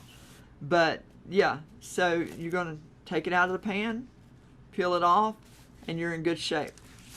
So always, what I do again is I take my pans and I cut out a bunch of wax paper the size of the pan. Just put the pan on top of the paper, draw around the edge of it, cut on the inside of the line. You don't need the wax paper to go all the way out to the edge of the pan. Go ahead and prep your pan with your shortening and flour. Your shortening and your flour. Go ahead and prep your whole pan. And then lay that piece of wax paper down in the bottom, in the floor of that pan. Pour your batter in. Okay? And then you are assured that bottom, no part of that bottom is ever going to stick. Okay? Yeah. Okay. Okay? If you've got a bigger pan than what these will do, double them up. Double them up around. Okay? What? Oh yeah, your cake does taste better that way too. You don't have all that caramelization, which that's another thing we're fixing to go over on the caramelization, which I don't know if you do or not, but I'm gonna show you how. Again, prep your pan with your shortening and your flour. Now, do you still have Sweetex? Are you still using Sweetex, or have you shifted back to Crisco? I just got some in. What, Crisco or Sweetex? Sweetex. Okay, good. Where are you getting it from? I have no idea. It was someplace online. Okay. I'd have to go back and look. Don't use your Sweetex to do your pans. That Sweetex is gold. Okay. Yeah. So get you a can of Crisco and do your pans with Crisco. Yeah. Save the Sweetex. Don't, that stuff is expensive. way too expensive. All right, now, we're going to talk about copyright and licensed character cakes. Don't do them. Don't do them. Copyright infringement. And I think you and I have talked about this before, but Barbara's going to be getting a copy of this too, so I want to make sure we go over everything. Those Wilton pans, those character pans of Disney characters and Snoopy and all these people, don't make those and sell them, because they're not for you to sell. Wilton bought the license to make those pans. You didn't. So if you make a character cake, It's got to be a gift. It's got Okay, to so be, like I did them for my grandsons and I posted that, that's okay. as long as you make sure and put in there that you made it for your grandchildren. If Oh, yeah, um, you're kind of skirting it, yeah, posting it, I myself, because of how they are on copyright, and we're finding out they're pulling videos of the confections from 3 years ago. They're still pulling videos, and we wow, had the license to play the music. They don't want to yeah, hear that. So they're giving me nice, nasty, not nice, nasty, nasty emails, and saying, we're pulling this. You're in copyright infringement. So you're skirting it by yeah. posting that cake, okay? Because let's face facts. Should I pull those posts? Is that what you're saying? Yes, Even though they're years old? yeah, I would, because our stuff's over 3 years old and they're going back for it. So I would pull that, because your page, you want to advertise, and those aren't advertisement, Right, right, because you can't do them for anybody. right. So that's just, I would take those pictures, go to Shutterfly, make you up a picture book of cakes that you've done for your grandbabies, because I know you've done a lot of character cakes for your grandbabies, Yeah, and get them off your page. okay, That way you've got them in a photo book. It's a memory type thing, all of that. But, get those character cakes off of your page. okay. Um, that's why I said, even with the covering on these boards, just because Dollar Tree might have some Disney paper, that doesn't mean that you can use it, because even though it's just on the board, you're selling this. Yeah, Watch your ribbon. Don't put no Hello Kitty or any kind of stuff like that. Any kind of licensed characters, stay far, far, far away. Because, people are really, I know a lady that got shut down on Etsy, and all she had used was one strand of ribbon in her hair bow, and her whole store got shut down wow. just from one strand. So they're cracking down big time. And this is an argument that I get into on several different cake pages. So high school, I just had to talk to somebody the other day about a high school. Pro sports, college, anything like that. You can use the colors. Okay? Let's say I want to make an FSU cake. Their colors are garnet and gold. I can make me a garnet and gold cake, but nowhere on there is it going to say FSU. OU, OSU. No, ma'am. No, ma'am. You can Okay. use the colors. So I need to pull those also. Yes. Okay, Because collegiate, and they're big. They're big on that. Yeah. That's why, like, when we were living in Indy, when we first got there, no, you can't. You can't pipe the letters either. Nothing. No, you can't have anything that even resembles an OU. Dale's typing notes to me out here. No, you can't pipe it. You can't do anything. You can use the colors. That's all you can do. Now, if after they have the cake, if you post your cake on your page, after they get the cake, if they want to put an OU person up there, then that's on them. You've already got your cake posted. right. And if they tag you on that post, make sure that you type somewhere on there, the OU mascot was provided by the client, Yeah, not by okay. the baker. Um,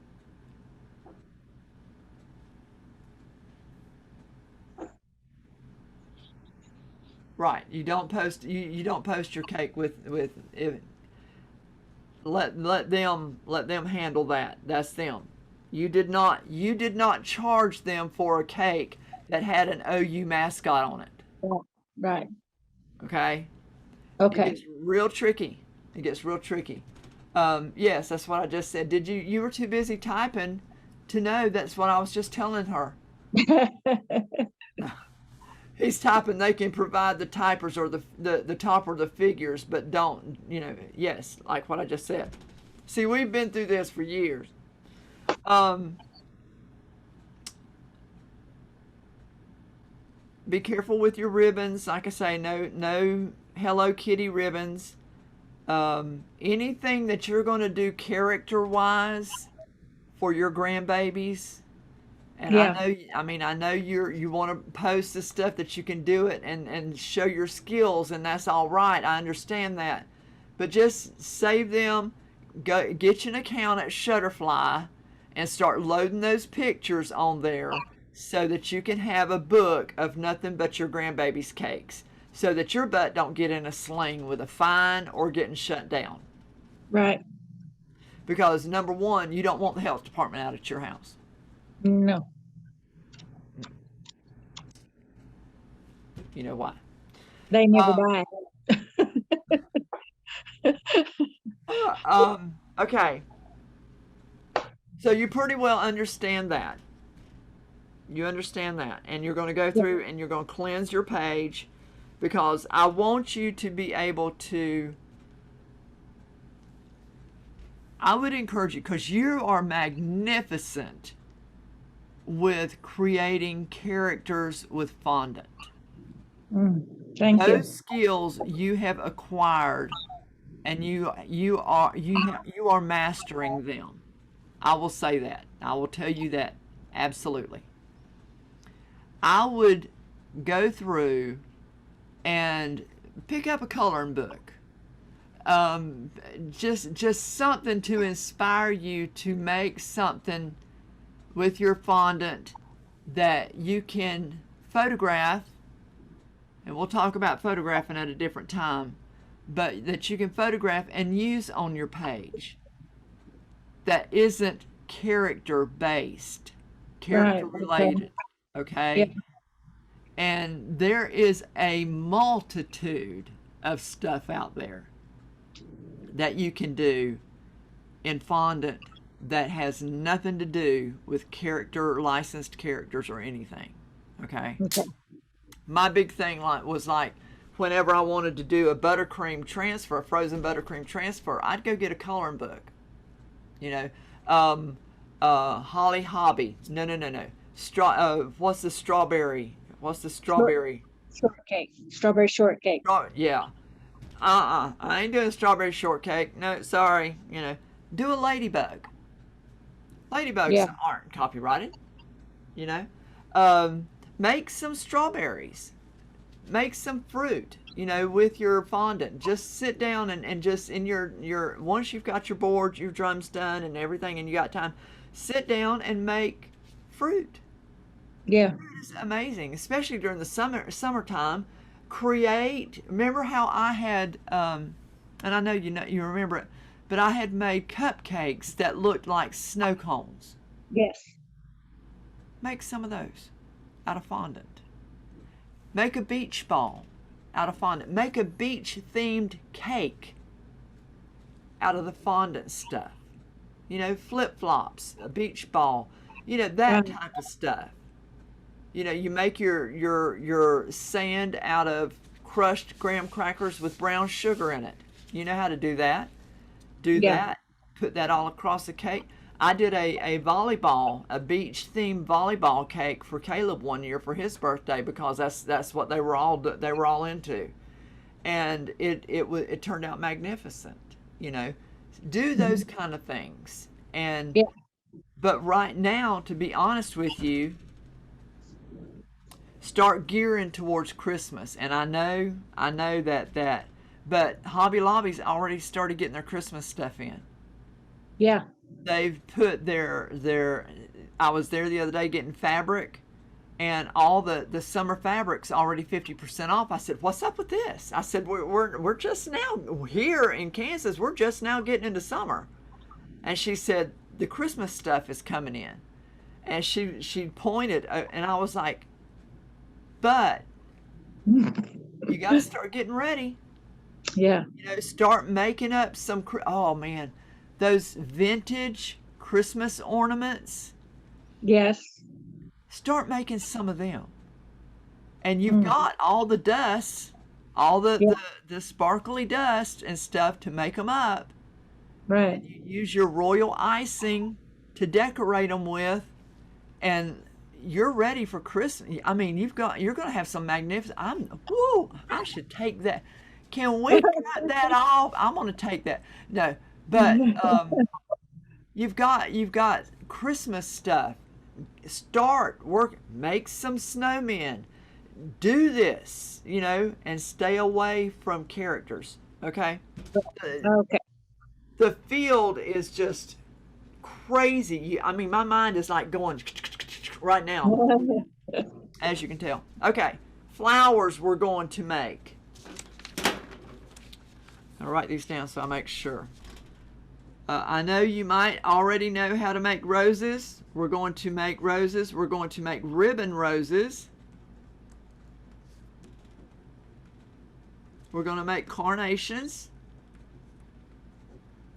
And these are all going to be piped. This is not fondant. We're not doing Ooh. anything fondant in this class. Right. I never get nowhere near fondant in the beginning class. We're going to be doing daisies. We're going to be doing carnations.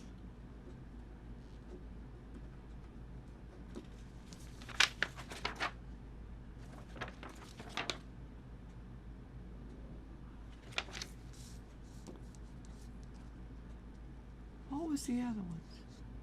Oh, we're going to be doing the half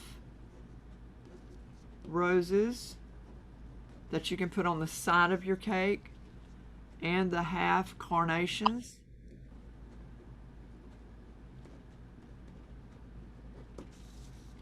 We're going to be doing tulips.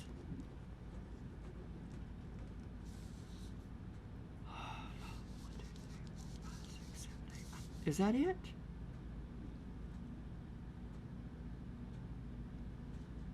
We'll do rosettes, but those things I hate those. They look so cheap, but I'll teach them. But they're so easy. Well, that's the problem. They're Yeah. easy and they're overused because Right. if you want to really wow somebody, wow them with your piping skills. Okay, and that's what we're gonna do. Borders. There are a ton of borders that we're also going to learn to do leaves and stuff like that. We're going to learn. We're going to learn how to do all types of borders. Like this is the sweet pea, the half sweet pea. I forgot that one.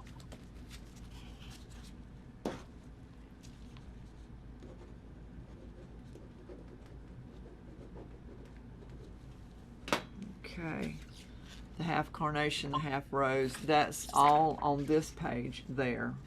If you see that, wait a minute, look, I'll look here, under here. Can you get me here, Mr. Producer? There you go. These are, like, this is the sweet pea. That's the carnation. That's half of a rose, and then here's the rosebud. We're going to be learning how to do those and to do them correctly, not just do them. We're also going to be learning how to do Cornelli lace and to do lace pieces. Okay, these are beneficial. I mean, they're awesome to decorate your cake with. We're also going to learn how to do the heart drop strings. All those. Keep the camera where it's at, please, Mr. Producer. We've got different kind of leaves. We're also going to be learning how to do the fern, how to do the elongated leaf. We're also going to be learning a border that you can do around your cake that is absolutely phenomenal with that tip 352. We're going to be doing some drop flowers. You're going to need, we'll go through the tips. We'll go through the tips that you're going to need. 2D. Okay. Tulips. Those are so super simple, but we're going to learn how to do them.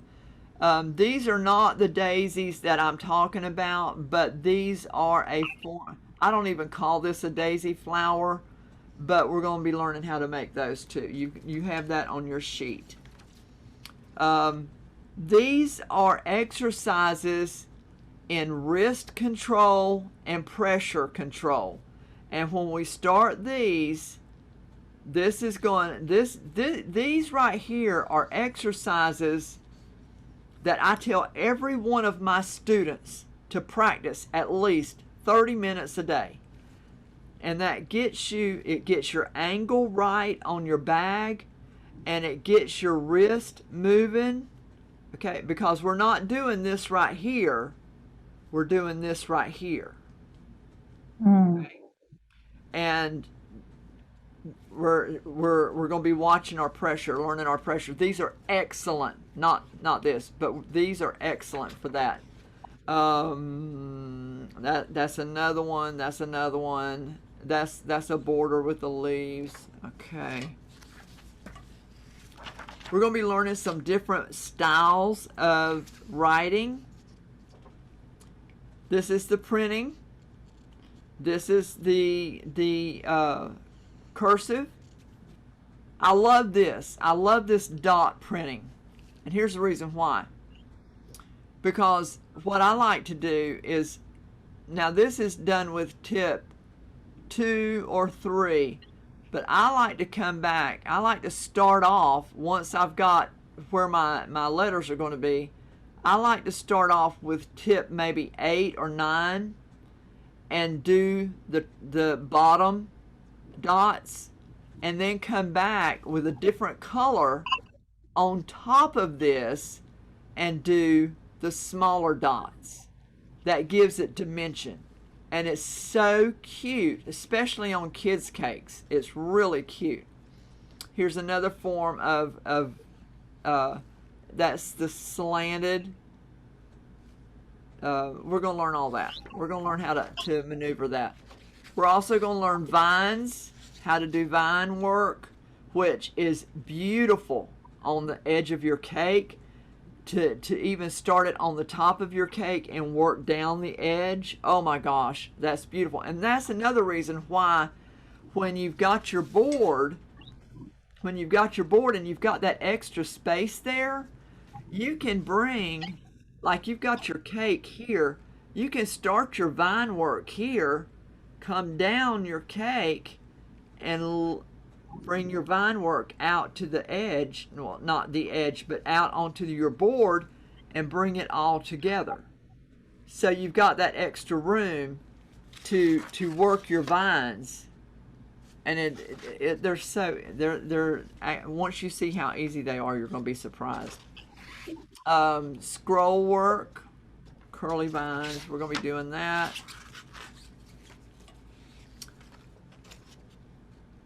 These are this is a beautiful border to use on the side of your cake. We're going to be learning these borders.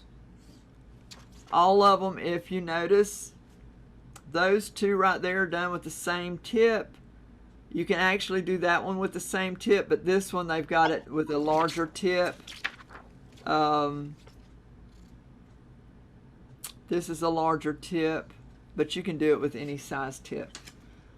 This one with the dots, a bead border. We're going to be learning how to do the bead border. Do you do the bead border ever? No, I haven't. Okay, we're going to be learning that. We're not going to be doing any garland. We're not ready for garland yet. but dots, we're gonna be doing dots. So that's good. Oh, here it is. Yay. We're gonna be, have you ever done the basket weave? No. You going to? So there are many different ways and many different tips that you can use on the basket weave, and it depends on what look you're going for. Like this one right here, that's more of a rustic basket weave. This one is more, I would use this one for a baby cake. You know, I don't know if you can see that.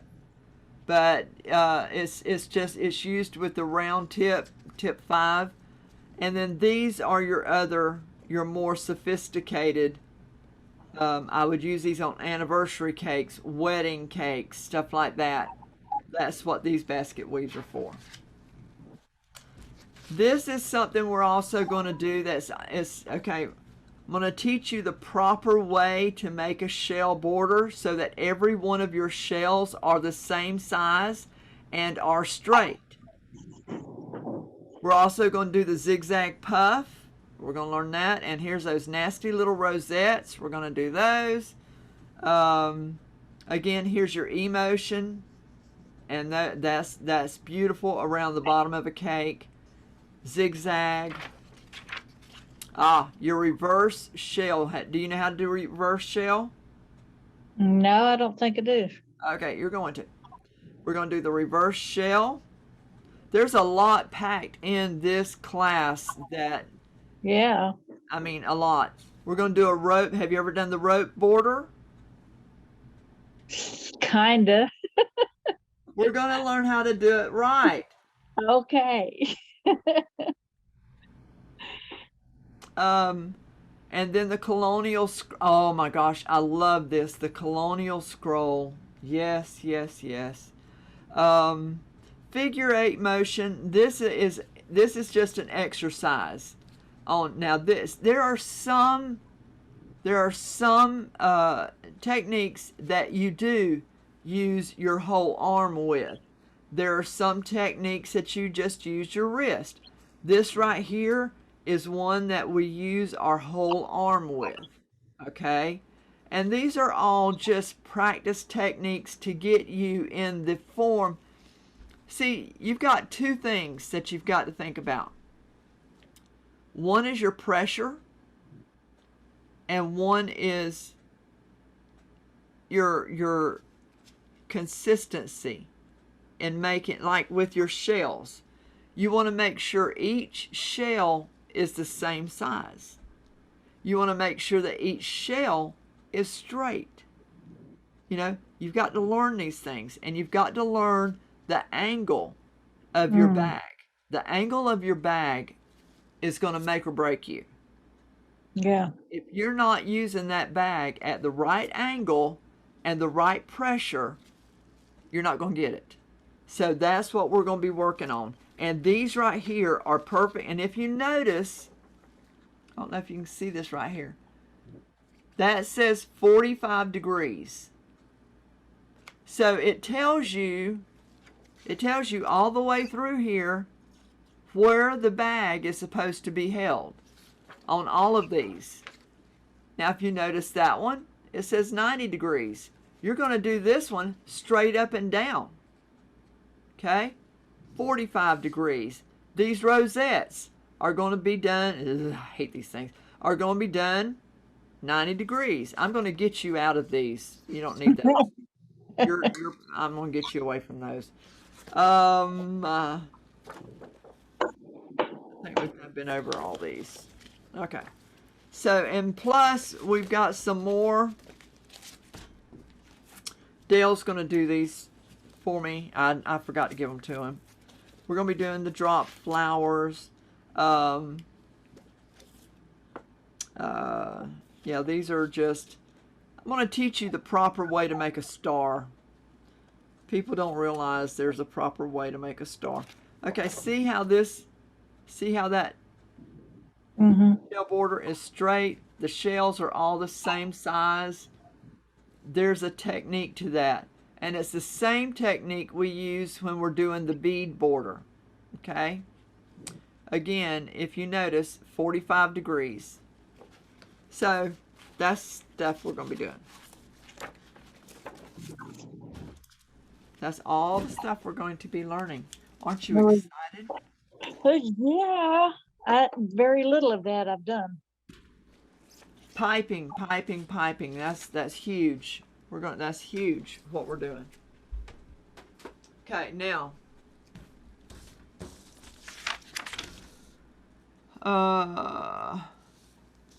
it's 3:30.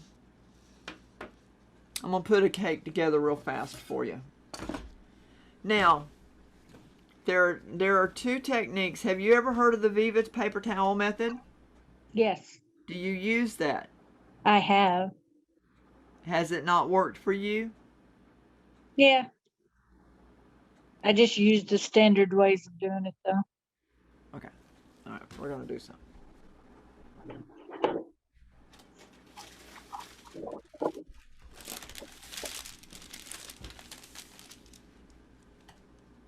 I'm not going to decorate it. I'm just going to put it together and show you how to get straight edges and straight corners.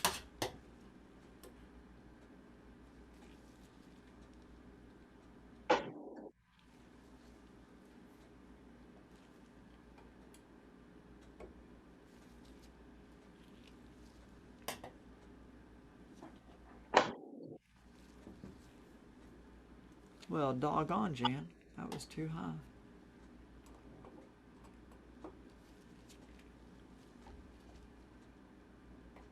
Where are the kids at?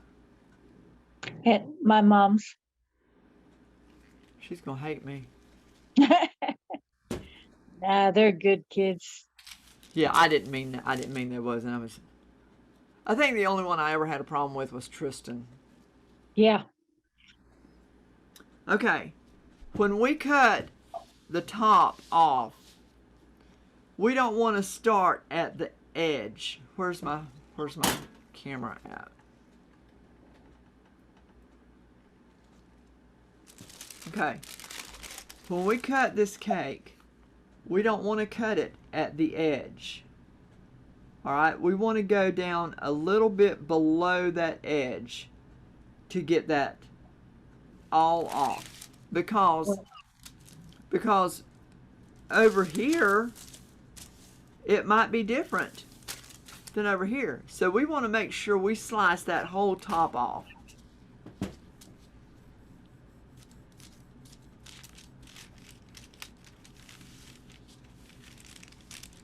Let me lift this up some.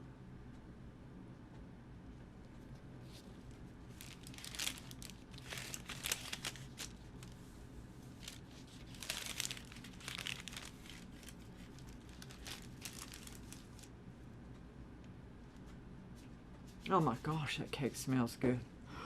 Okay.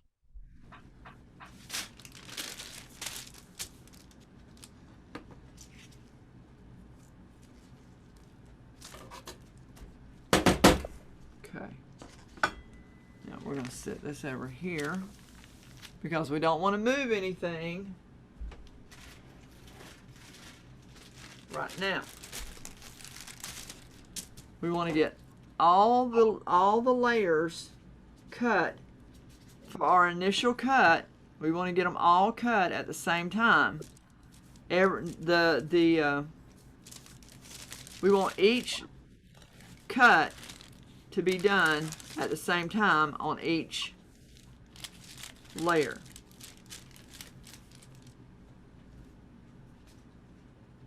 So that we know that everything is straight.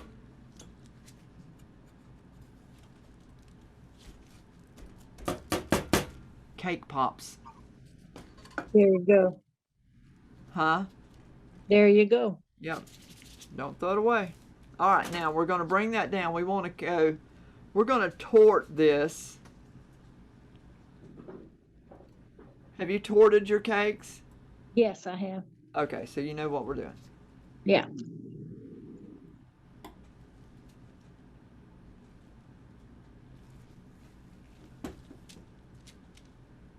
That looks pretty close to me. Okay, we're gonna go right straight through the middle of that cake, which we could, with this cake, we could tort it and have 3 layers. But I don't like to do that thin a layer, because what happens with that is if you tort it with, if you fill it with something that's mushy, you're gonna have a mess. Teetotal mess.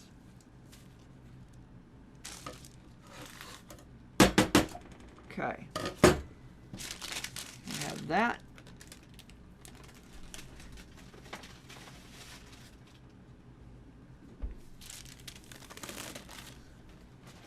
Shake off the crumbs.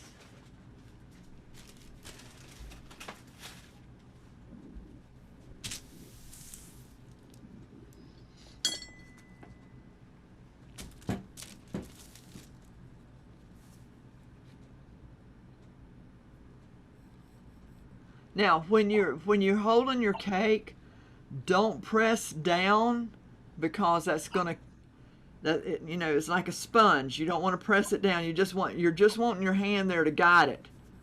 No pressure on it at all.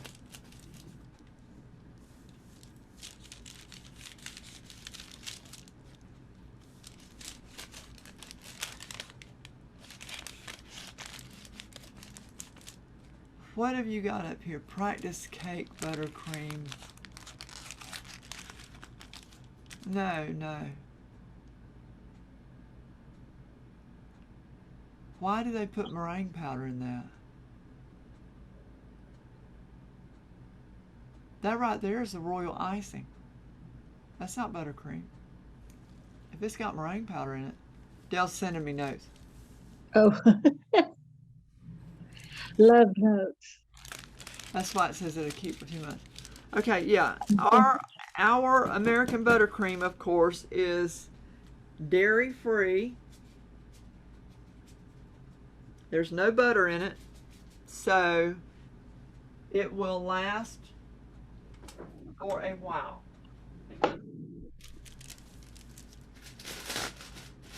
Come to.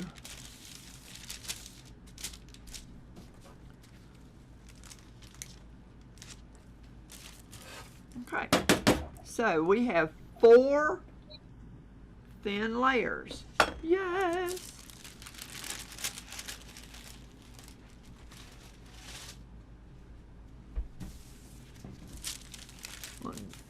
Chop off the crumbs.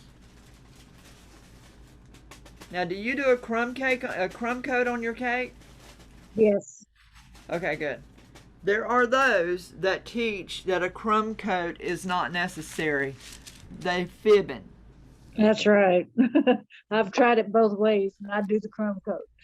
Crumb coat is absolutely necessary. So is testing this cake.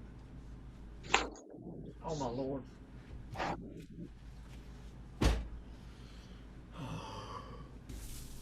That's some good cake right there now.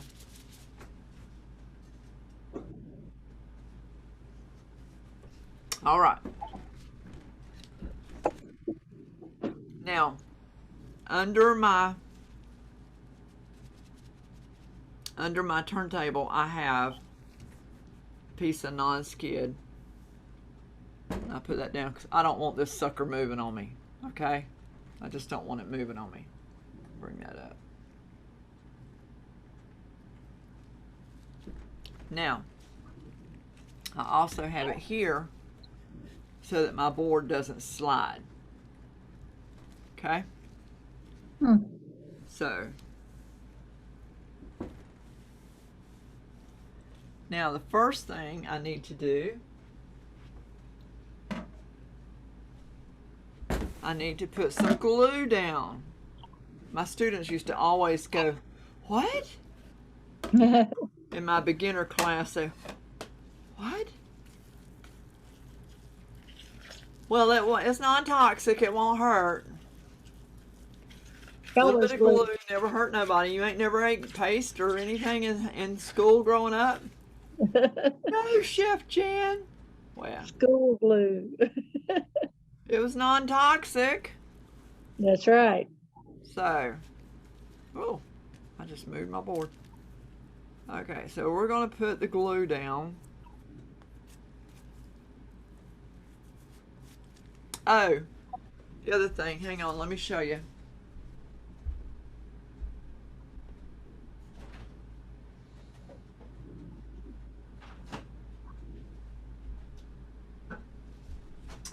We're going to be making Swiss meringue buttercream.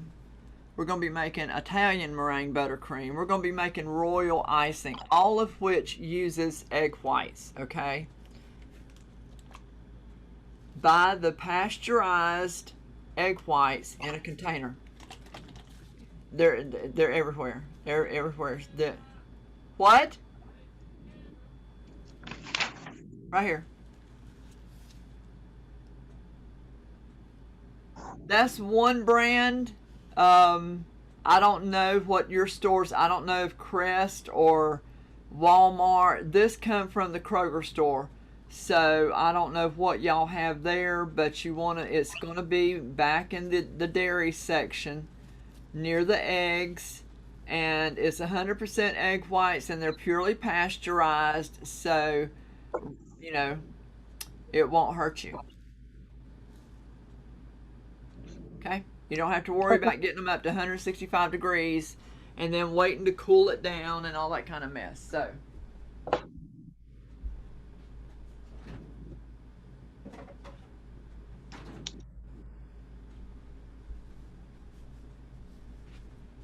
that cake is good.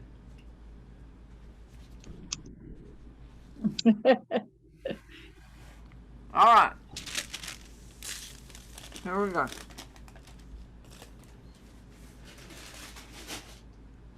Now we got to peel. Where you at?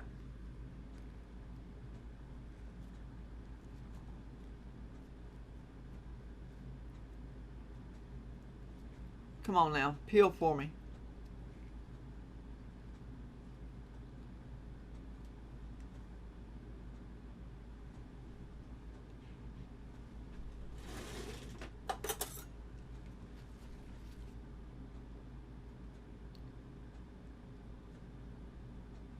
There we go.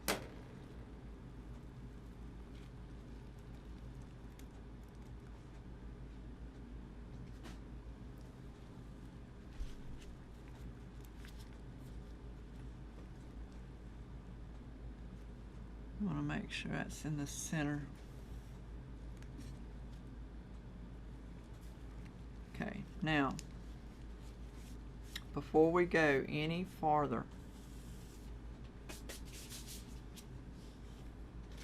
and I would encourage you to get a box of wax papers from Sam's if you haven't already. I don't have a way to get in Sam's. I'm not no members. They've got them at US Foods at Chef Store. Okay. We want to lift up that bottom layer, and between that and the layer of wax paper we have down there to protect it, we want to put this between there. That's going to save a lot of cleanup on our board. It's going to save a lot of cleanup. What is it now? Show the box. What box? Okay. Well, this is the Sam's version of it. Where am I at? That's what you're looking for. Oh, okay. Okay. And to be honest with you, I buy them 2 at a time because I go through them so much.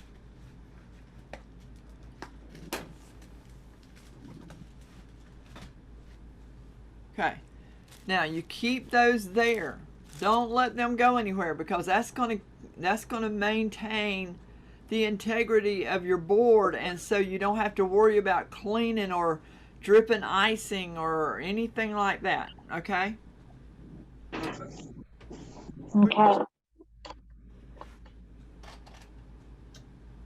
You know what? I don't have my bag out. That's okay. We're just spending the day together. That's all. There it is.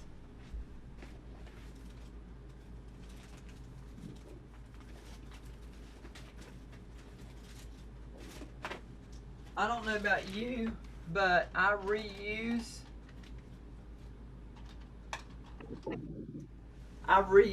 my bags. I clean them out real good with Dawn. And now, where's my camera at? Yoo-hoo. Okay. I don't know what kind of couplers you have. There are two kinds. Hang on. Wilton has this kind with the That's cutout. what Okay.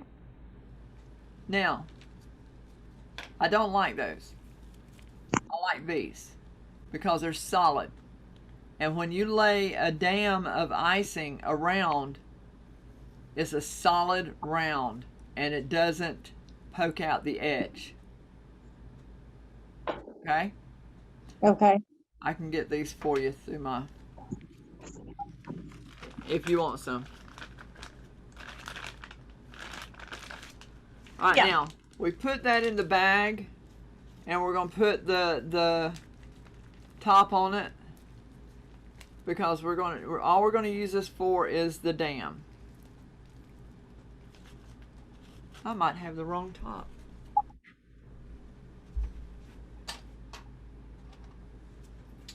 Oh, I do. I have the wrong top.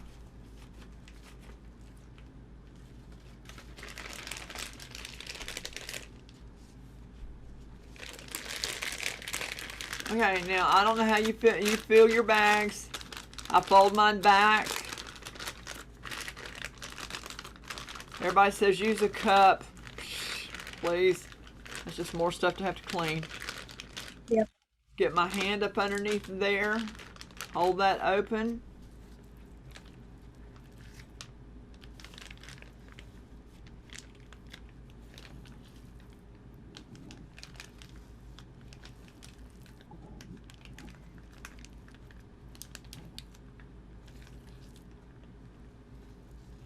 And put that in the bag. Pull this up. Now, if there's one thing I don't like and I don't want to have is air bubbles. And looks to me like we've got a few right here. So we're going to work those out. Air bubbles are not our friend. When we pipe, we do not want air bubbles. Okay, now, then I pull the lobster claw. Start pushing the icing in. What happened? Okay.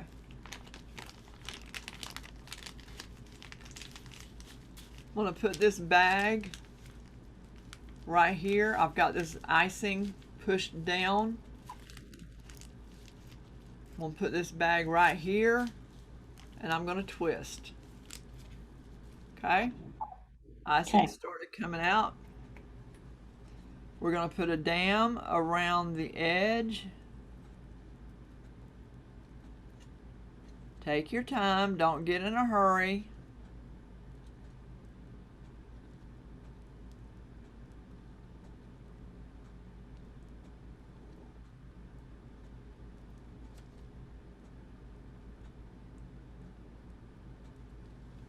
Okay.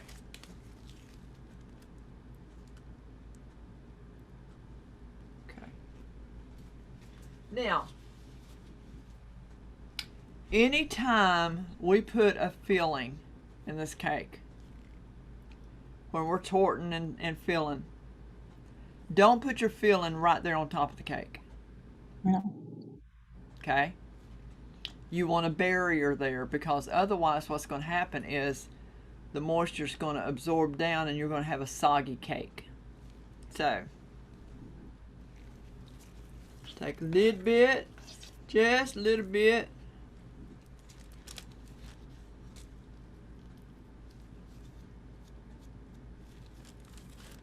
Work from the middle.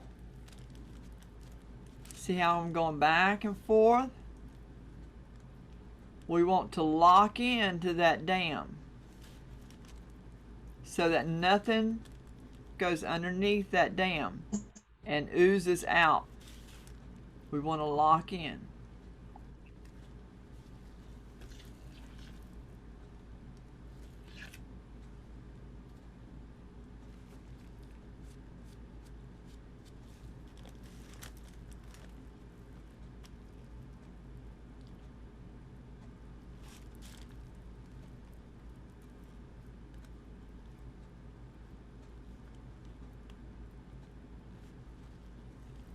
One thing about cake decorating, if you start getting in a hurry, and it doesn't matter if the cake's lifting up right here, nobody's gonna see that.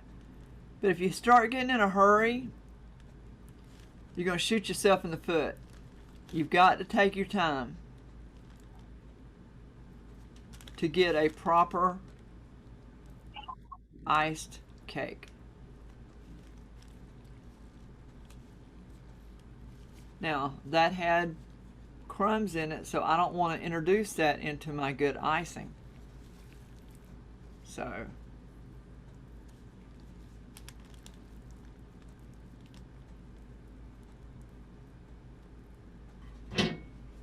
this is when you really have fun. When you tort your cake,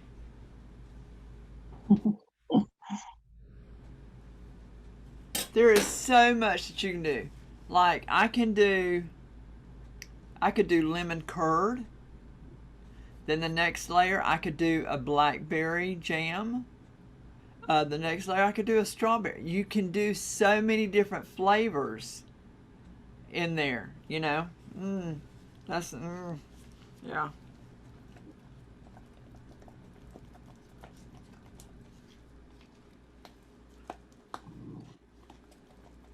Oh my gosh, this smells good. It looks good. It is good.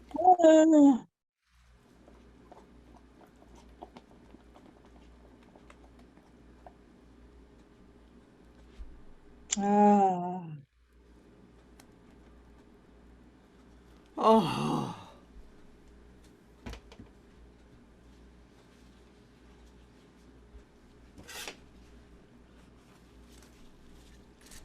Okay, again, we start from the middle gently and we work our way out. We don't want to push too fast. Oh, my wax paper moved. We don't want to push too fast. We just want to work it.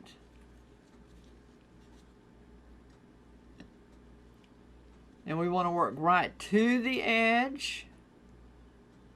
And we want to make sure that our ganache does not go above that dam. That it stays within the parameters. Actually, a hair below that dam is where it needs to be.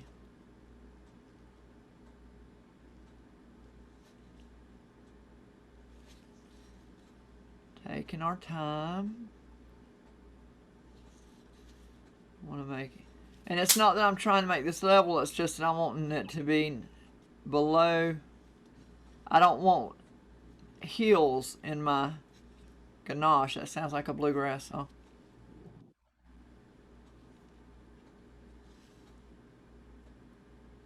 Okay, there we go.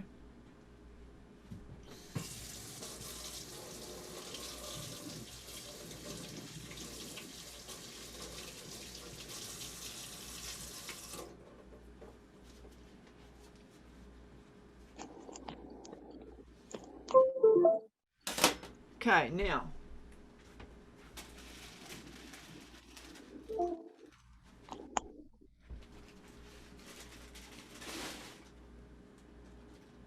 we want to kind of brush off any crumbs.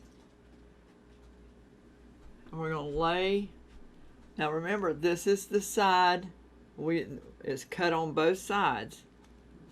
So we're going to lay that on top of there.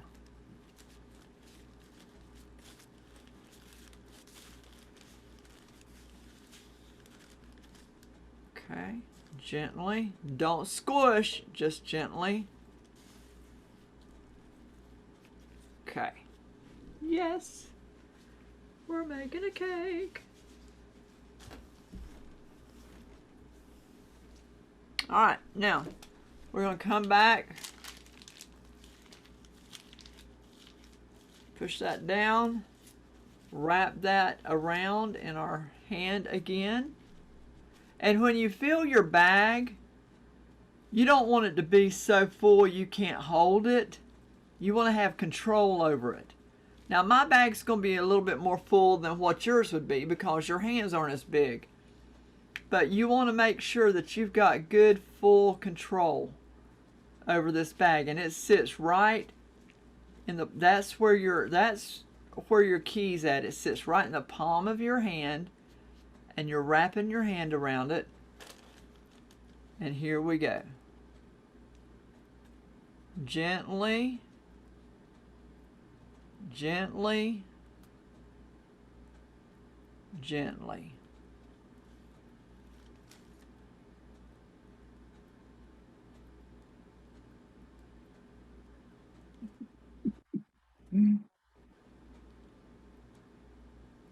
There we go.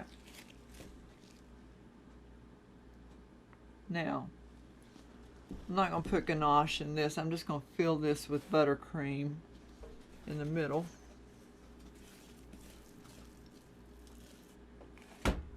Now, you do understand why we put a dam there, right? Yes. Okay. So that it will not bulge or come out the edge.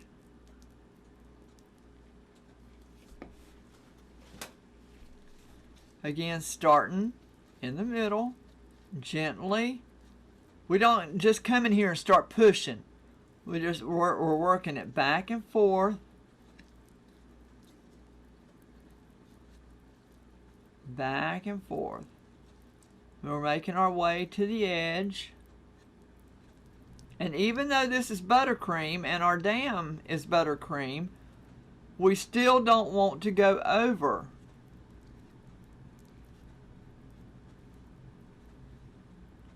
Because then that means that we have overfilled our cake, our layer.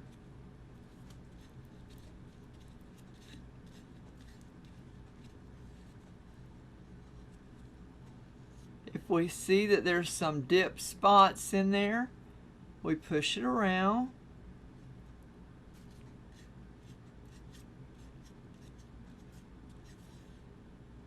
There we go. And that is ready for our next one. Okay, now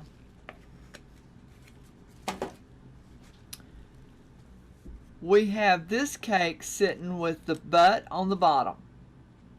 Then we have the next layer is cut on both sides. Now what we're going to put on top of this, because normally what we do is we take a cake, if we're not torting it, we're going to take this cake and the butt's going to be on the bottom, and the top layer, the butt's going to be on top.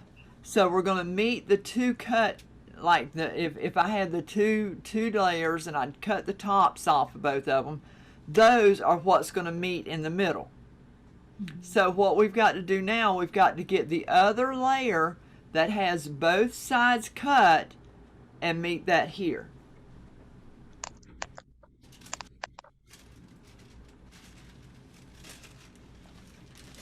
We want to brush off the crumbs as much as we can.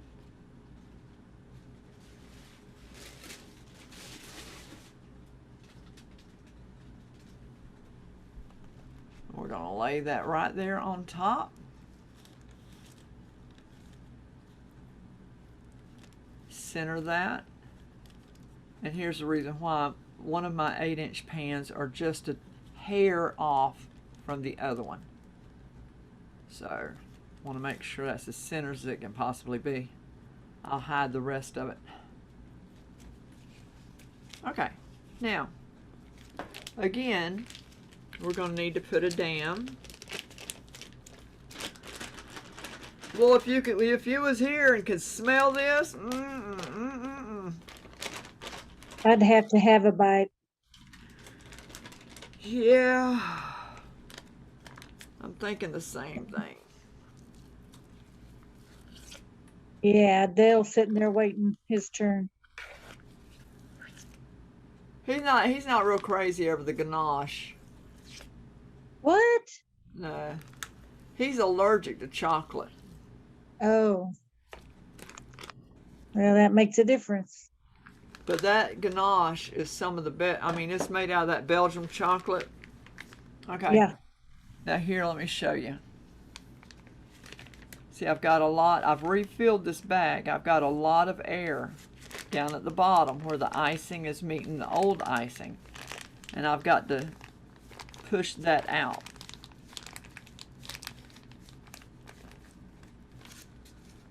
See those air pockets right there? Yeah.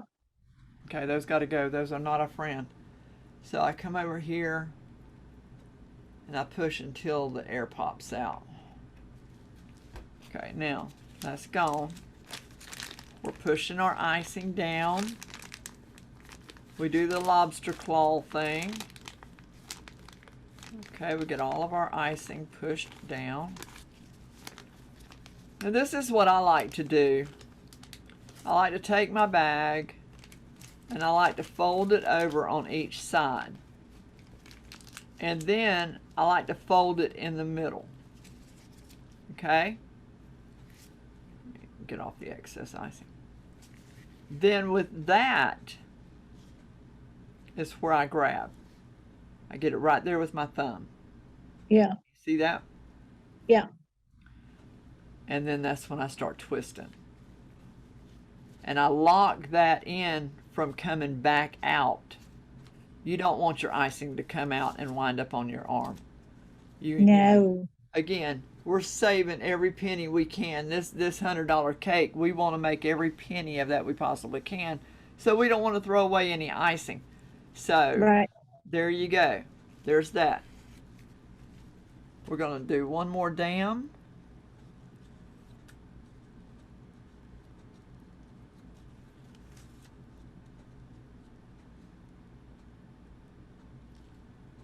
Okay. There we go. Now, again, we've got to put our thin layer of icing for our barrier in there before we lay our ganache.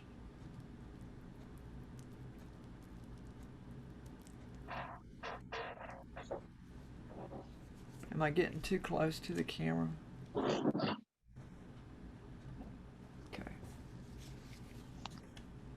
How are you doing so far? You doing okay? Uh-oh, she's froze again. Battery's about to.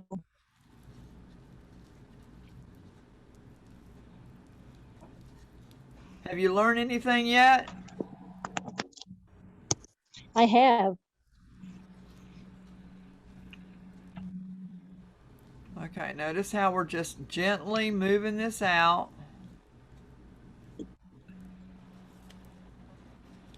Okay. Am I frozen now? No, but you're pixeled out pretty good. I had to go to the other room to plug in. Uh-oh.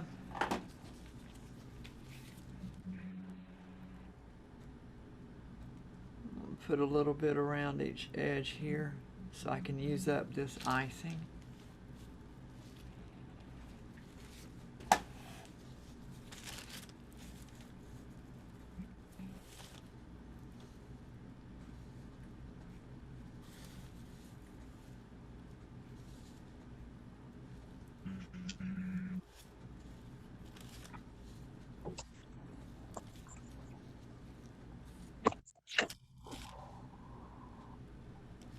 She gone?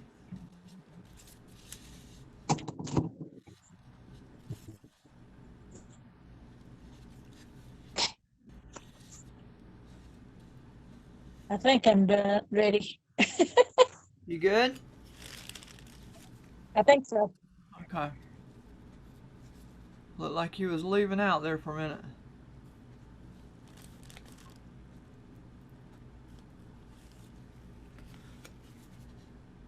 Yep, I think I lost you. You're all froze up.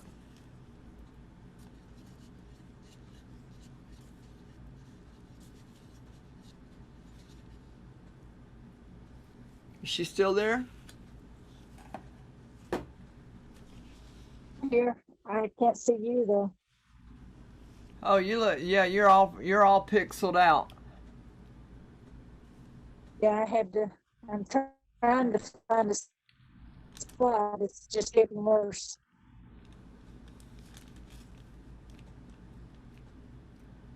Your battery's running low. Yeah, I'm down to 8%. Okay. We're gonna put a little more ganache right there.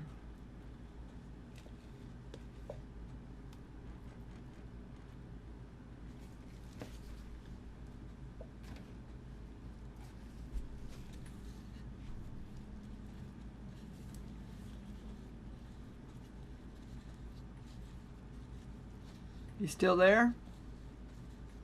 Yes.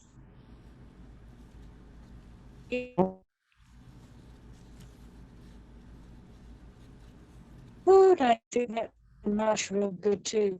Yum.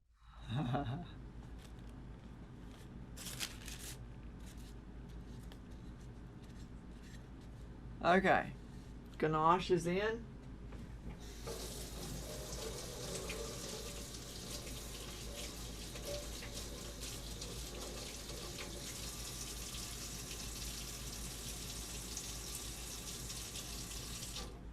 Okay, now we put the very last layer on top. And we're going to turn it over because we want the butt on the top. Make sure and peel your wax paper off that bottom. Would not be a good that would not be a good topper, no. And here we go. There we go, right there. Now,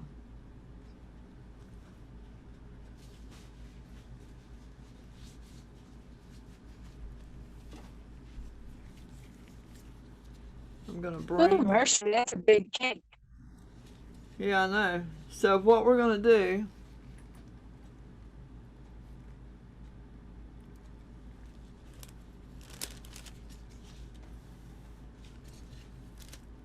any of this we're going to come around.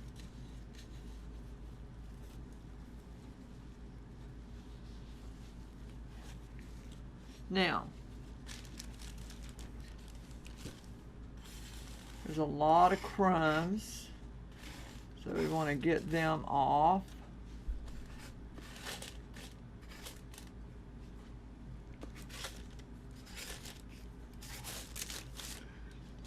We're going to put a crumb coat on there, and then we'll set it in the refrigerator real quick for a few minutes for it to chill.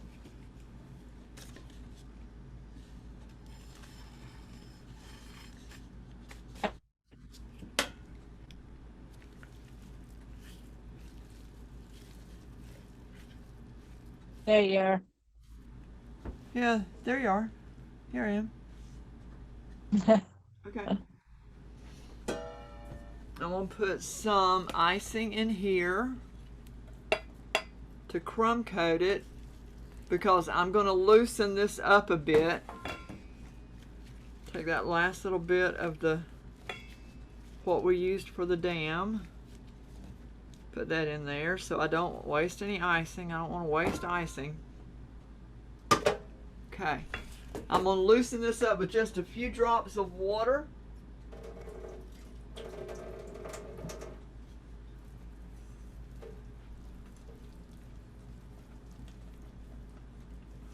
Because we want this consistency to be thinned out when we do our crumb coat. So, let me show you. Woo!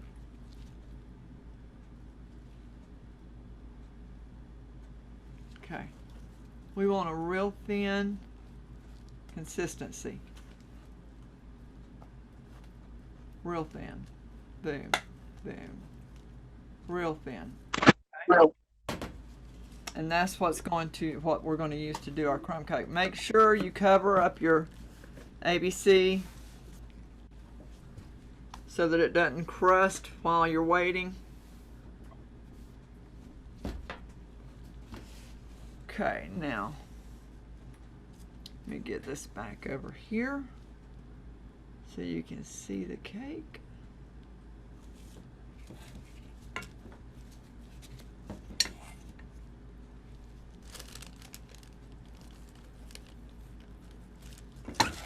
And again, you don't have to worry about crumbs going back in this icing because this is a crumb coat icing.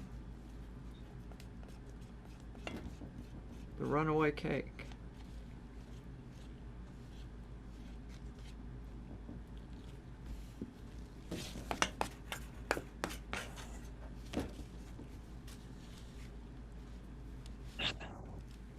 Very thin. Very thin.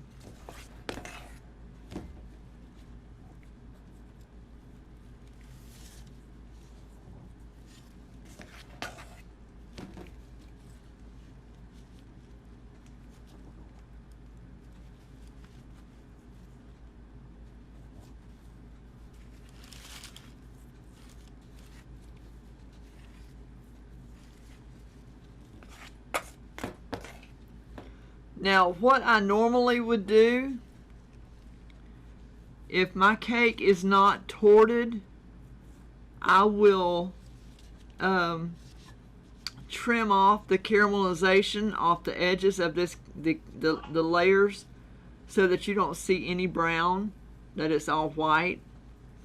And I especially do that on my wedding cakes because I don't want any brown showing through anything. I want it to all be white. So I would take my handy dandy cake knife and trim off all the caramelization. But now if the cake is torted, and filled, you can't do that because you're going to lose some of your dam, and then you run the risk of your filling oozing out.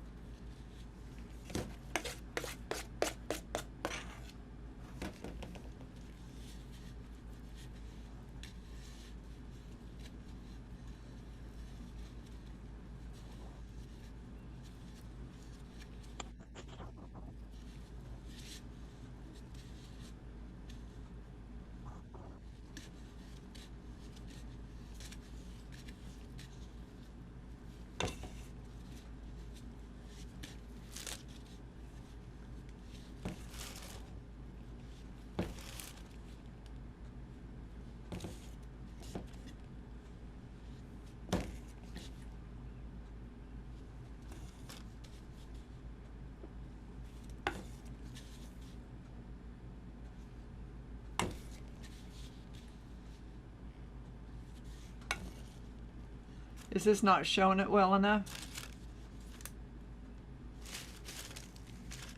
Yeah, I can see it real well. Okay, so there we go.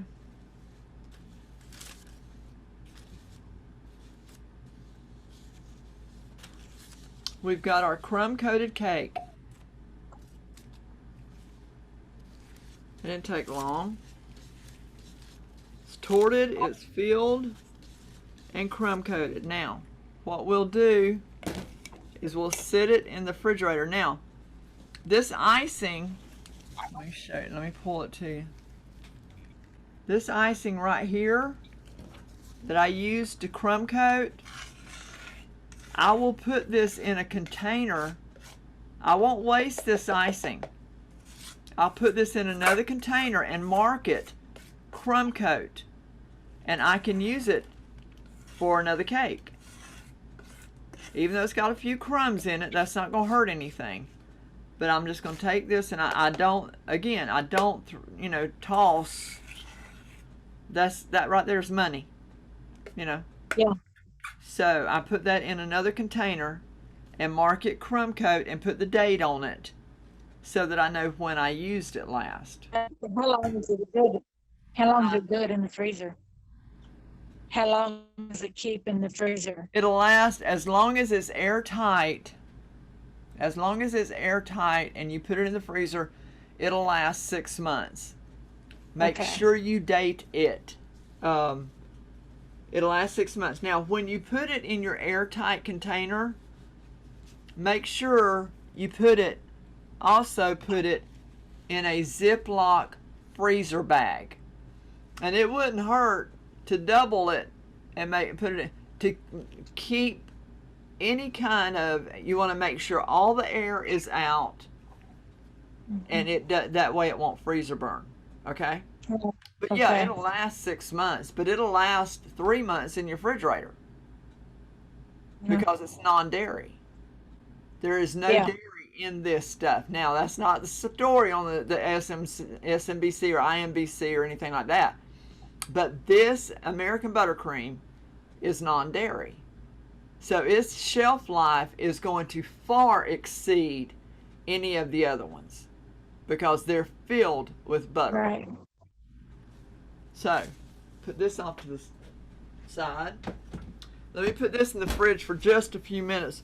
We're almost done. I'm going to, if you can think of any questions right now, while this cake is chilling, so that I can get that base layer on. Oh.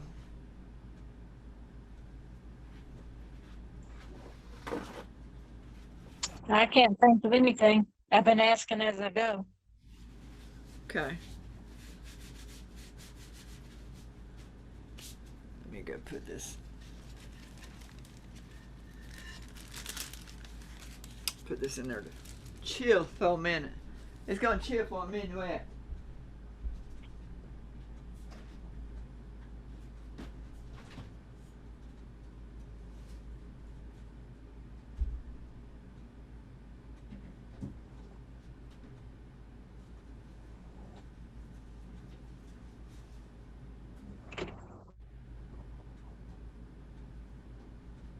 Oh my Lord, that thing smells good.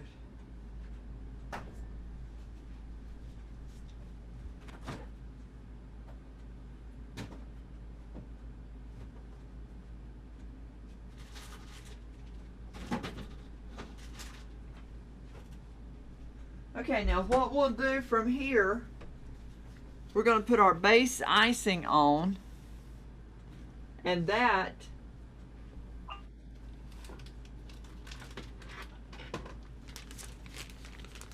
I always use, I should have put it in the bigger bag, but I only had one cake to do. This tip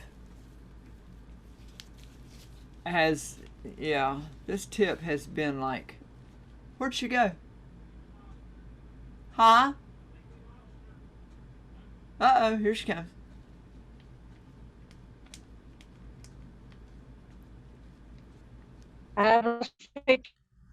I can hear you, but you're breaking up.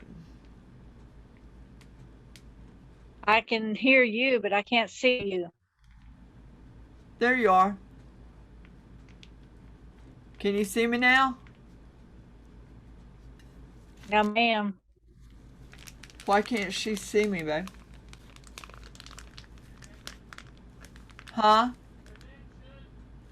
Oh, the connection's bad? I got you now. Okay. Yeah, I got you back now. Okay. This is the best way to ice a cake of any kind. Okay. It lays the icing down evenly, and and it's quick, and you can pop cakes out left and right. So we'll let that sit in there for a few minutes. I'm not going to decorate it. I'm just going to, once I get it decorated, I'll send you a picture of it. But Okay. so remember, you're going to get this, and you're going to get the scrapers with the handles Right. at Harbor Freight. And a whole bunch of goodies down at US Foods. Yes, yes, that's your. Now, okay, here's where I was going to. I know that how do you separate your tiers, and what do you use to stabilize them to keep them from falling into the bottom tier? What do you use to brace them? I just use straws. Okay. That's all well and good if you've just got like a 10 and an 8 or an 8 and a 6. But when you start getting Yeah. into your bigger rounds, you need to use those Right. Wilton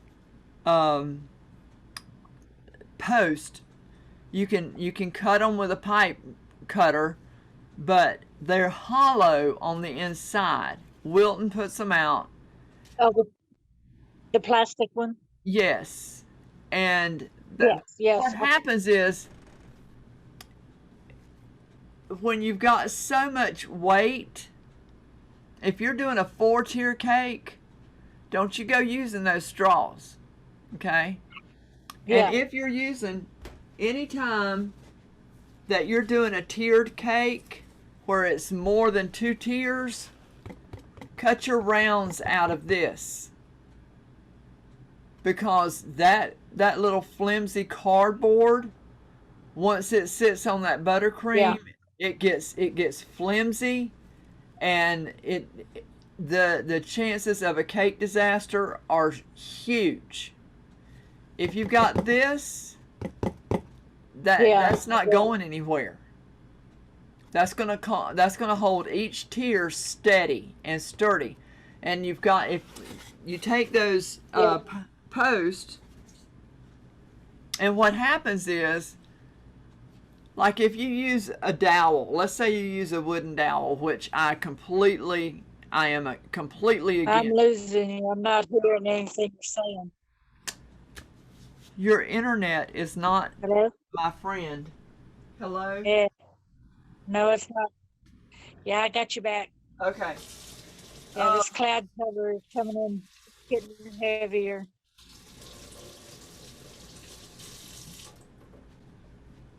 Whenever you use a wooden dowel, which I do not recommend at all, ever,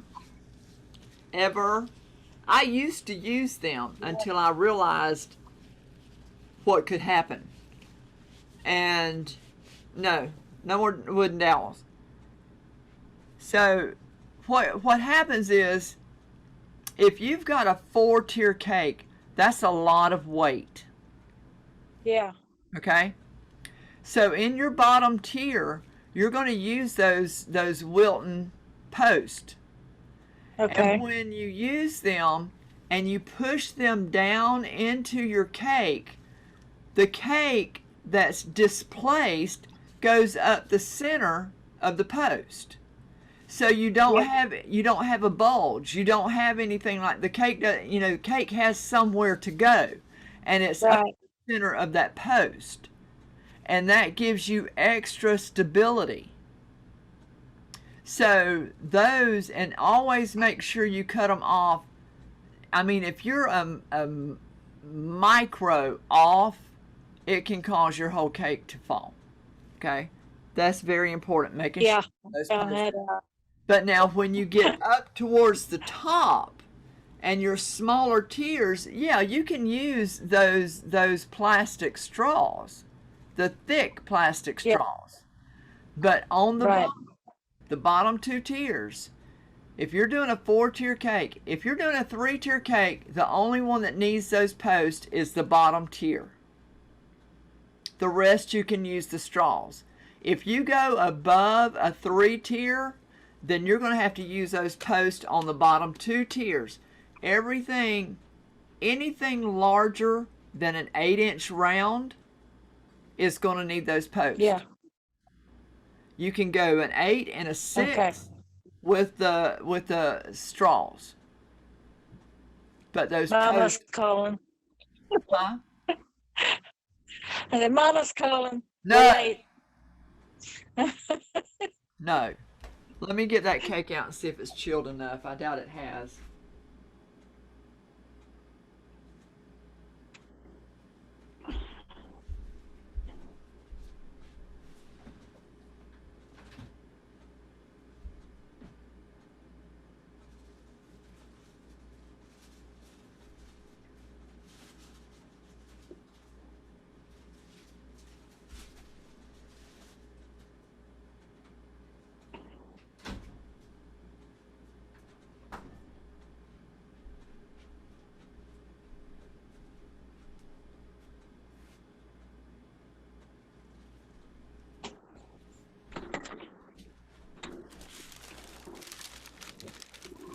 It's not quite chilled enough, but let's go ahead and do it because your mama's calling.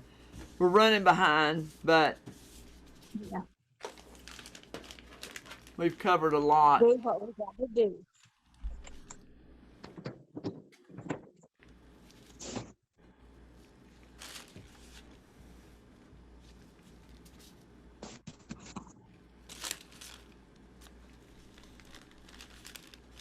Make sure your flat edge is on top.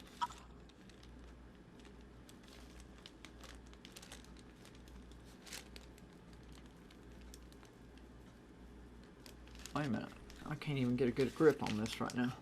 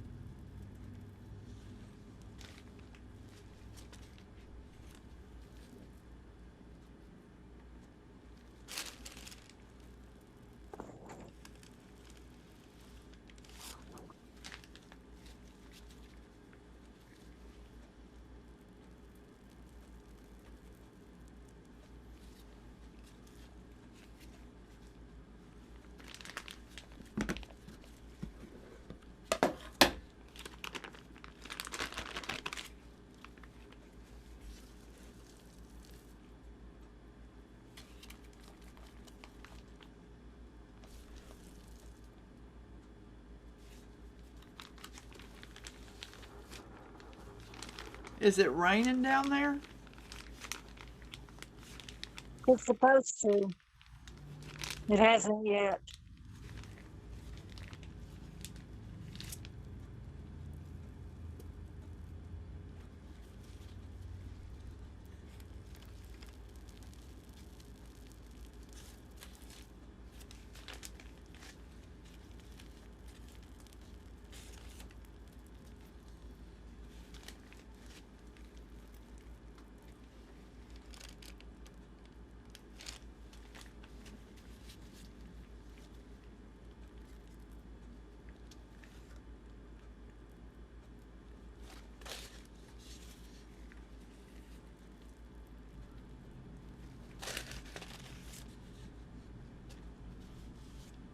got enough.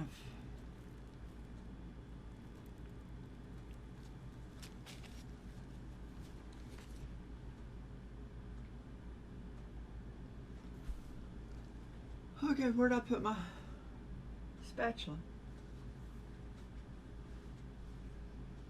Where'd my spatula go? Where'd it go?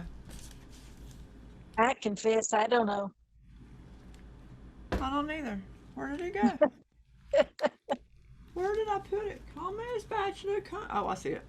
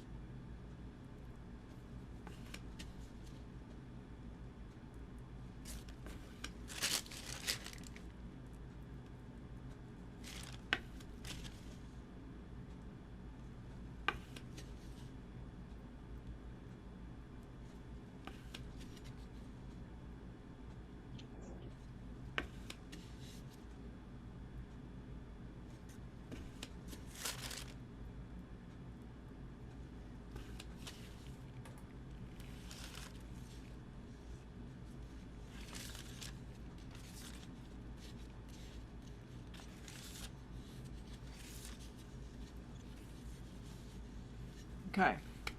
Now, it still looks rough. It still looks rough on the sides. We're gonna give it about 5 minutes. Oh no, I'm not taking this. Give it about 5 minutes because I know your mom's in a hurry. Give it about 5 minutes in the refrigerator to let it harden up some, and then we're going to flatten out those edges.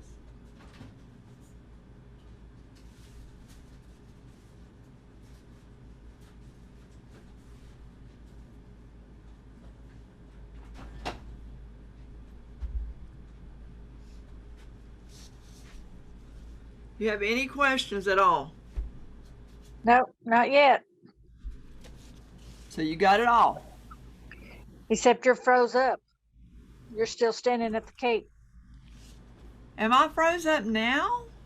Yes, I done put the cake in the refrigerator. I didn't see you do that. I Oh, keep turning, hoping that it'll let go, but it's not. well, maybe once you get the link for the replay, Yeah, you'll be able to see all of it then. And that's usually what happened with Facebook whenever, you couldn't see something and you'd come back later and it would be okay. yeah. But it's recording. I mean, everything is being recorded perfectly, on this end. So hopefully it'll be good on your end when you get it. Are you sure there's no questions? I can't think of anything. Okay. I will be sending you, we're just gonna wait for a few minutes so that I can get that icing a little bit stiff. But next week we're going to do 4 icings. I'm going to make them start to finish. Okay. 4 icings. All of them but the royal. We're not doing royal next week. Royal will be the last lesson. Okay.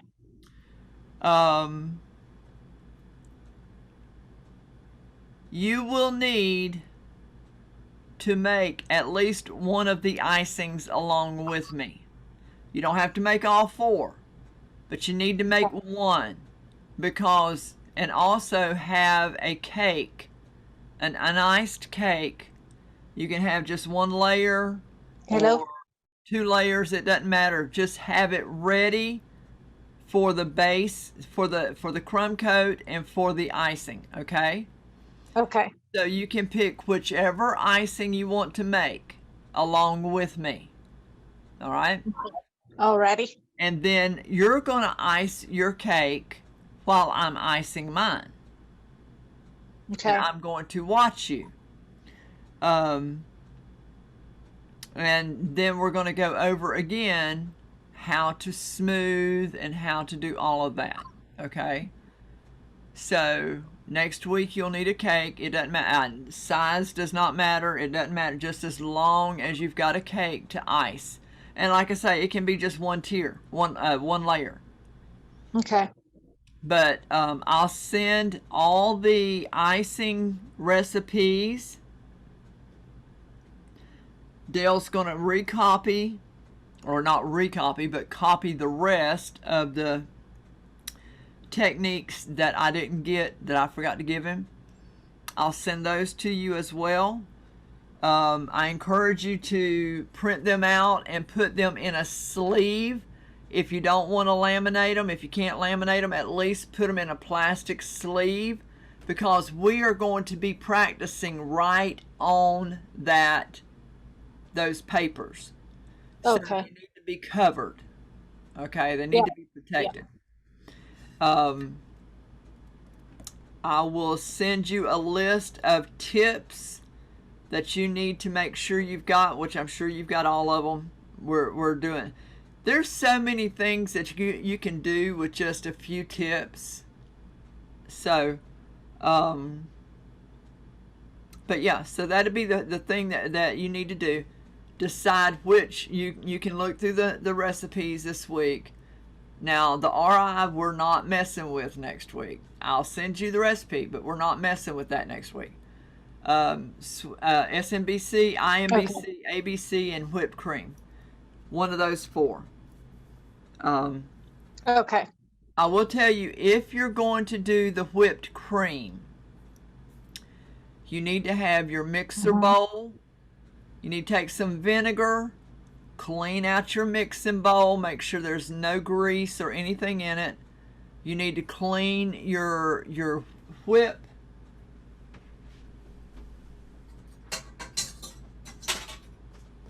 This is what we'll use. This is the one we'll use to make the whipped cream. Whipped icing. Make sure that you got this really clean and it's all in the freezer. Okay, okay? okay. If you're gonna do the That's, whipped that's cream, the one I'm gonna do. okay. When you get your whipped cream, then you need to take one of the quarts and put it in your refrigerator so it can thaw out, of course, Okay, because they all come frozen, alrighty, okay? okay. If you don't have any clear vanilla, I would I do. encourage you to get some of that, or else it's going to tint your whipped cream. I do have it. Okay, okay. That's all you'll need so far as flavoring with that stuff. I mean, it's locked and loaded. It's ready to go. The reason why I like that better than I do the better cream is because the better cream has so many preservatives in it, Yeah, and I don't play with that. Now there are preservatives in this, but not near as much as there is in better cream. Plus, better Oh. cream tends to crack. I lost you again.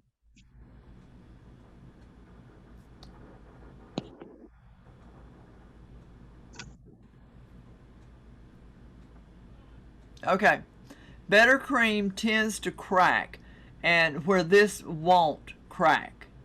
You can and it's very it lasts a long time. I'm gonna get that cake out of the refrigerator and make sure it's chilled enough.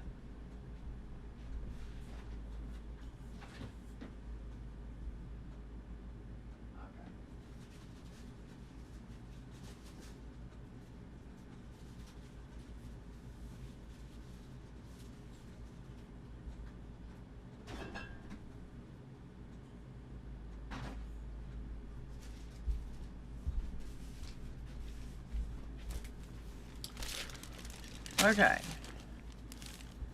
We have now. Now we pull out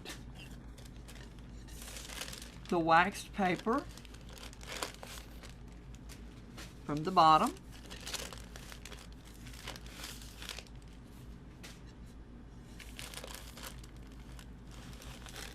Okay. Good job. Good job. Way to go. Now I have my Viva paper towels.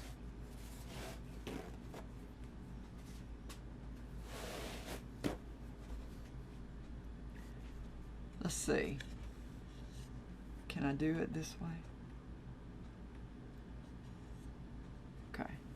Now, there are two, and I don't know if you can see it or not, there's two sides to these towels. One is, let me get a new one.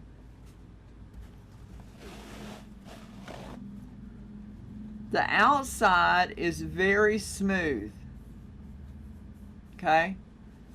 The inside has a texture. And we need to Right. make sure that we stay away from the inside getting to that. We need to do that on the outside. We want the outside of the paper towel to be near the cake. Okay, the smooth side. The smooth side, yes. Okay.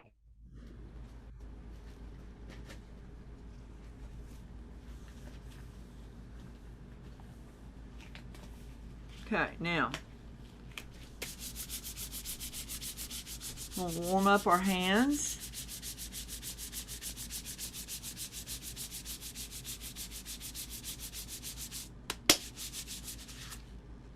Right, okay.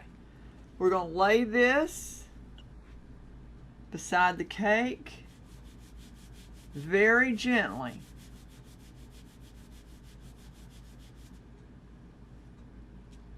How smooth that's already coming. I don't worry about the bottom edge because I'm going to put a border on here.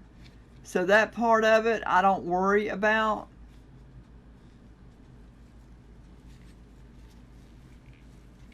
One paper towel should be enough to do the whole cake.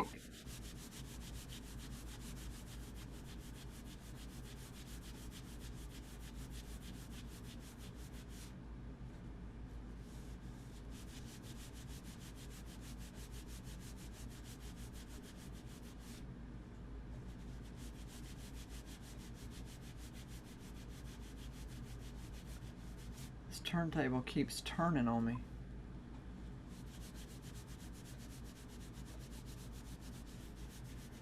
You might need to, you know, touch up some places a little bit closer that needs some extra TLC.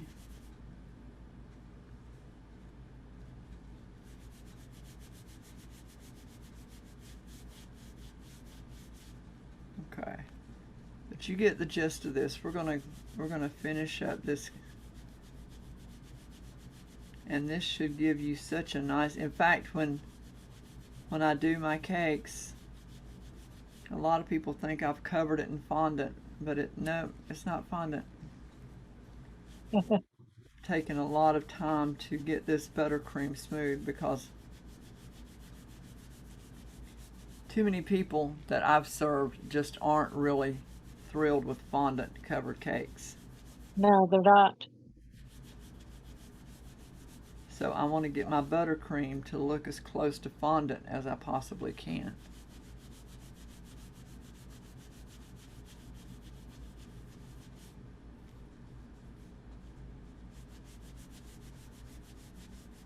And you don't have to press down hard, just gently roll and make sure your hands are warm because that's what's going to work your icing.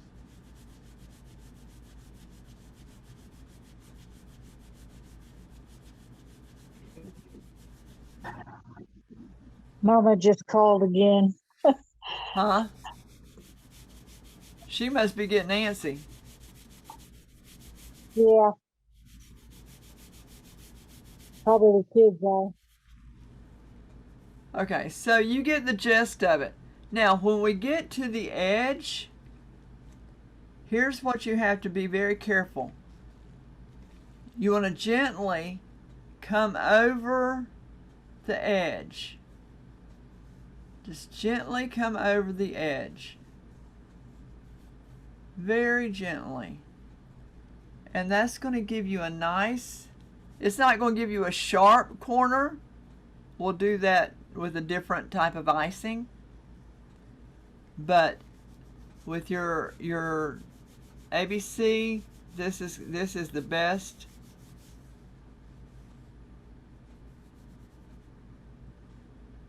Cool.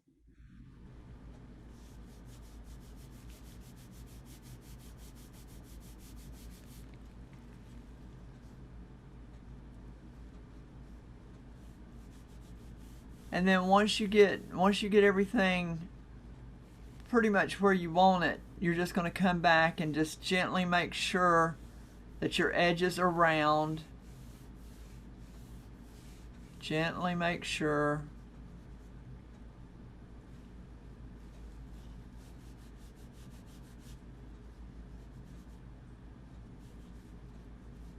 There you go.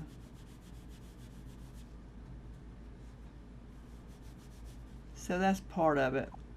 Because I know your mom's, you got to go, you're running an hour over. But hopefully next week the internet will be better. Yeah. But anyhow, so that's how you smooth it. It's not as smooth as it needs to be, but I'm just trying to show you the technique. Yeah. It takes a little more time, but I know you don't have that right now, so. But I will finish this up and I will send you a picture of it, All right. how I did it. So, are you good? I'm good. Yeah. Okay. At least I know what you did to do it. Get it to look what the end result will be. Yeah. Yeah.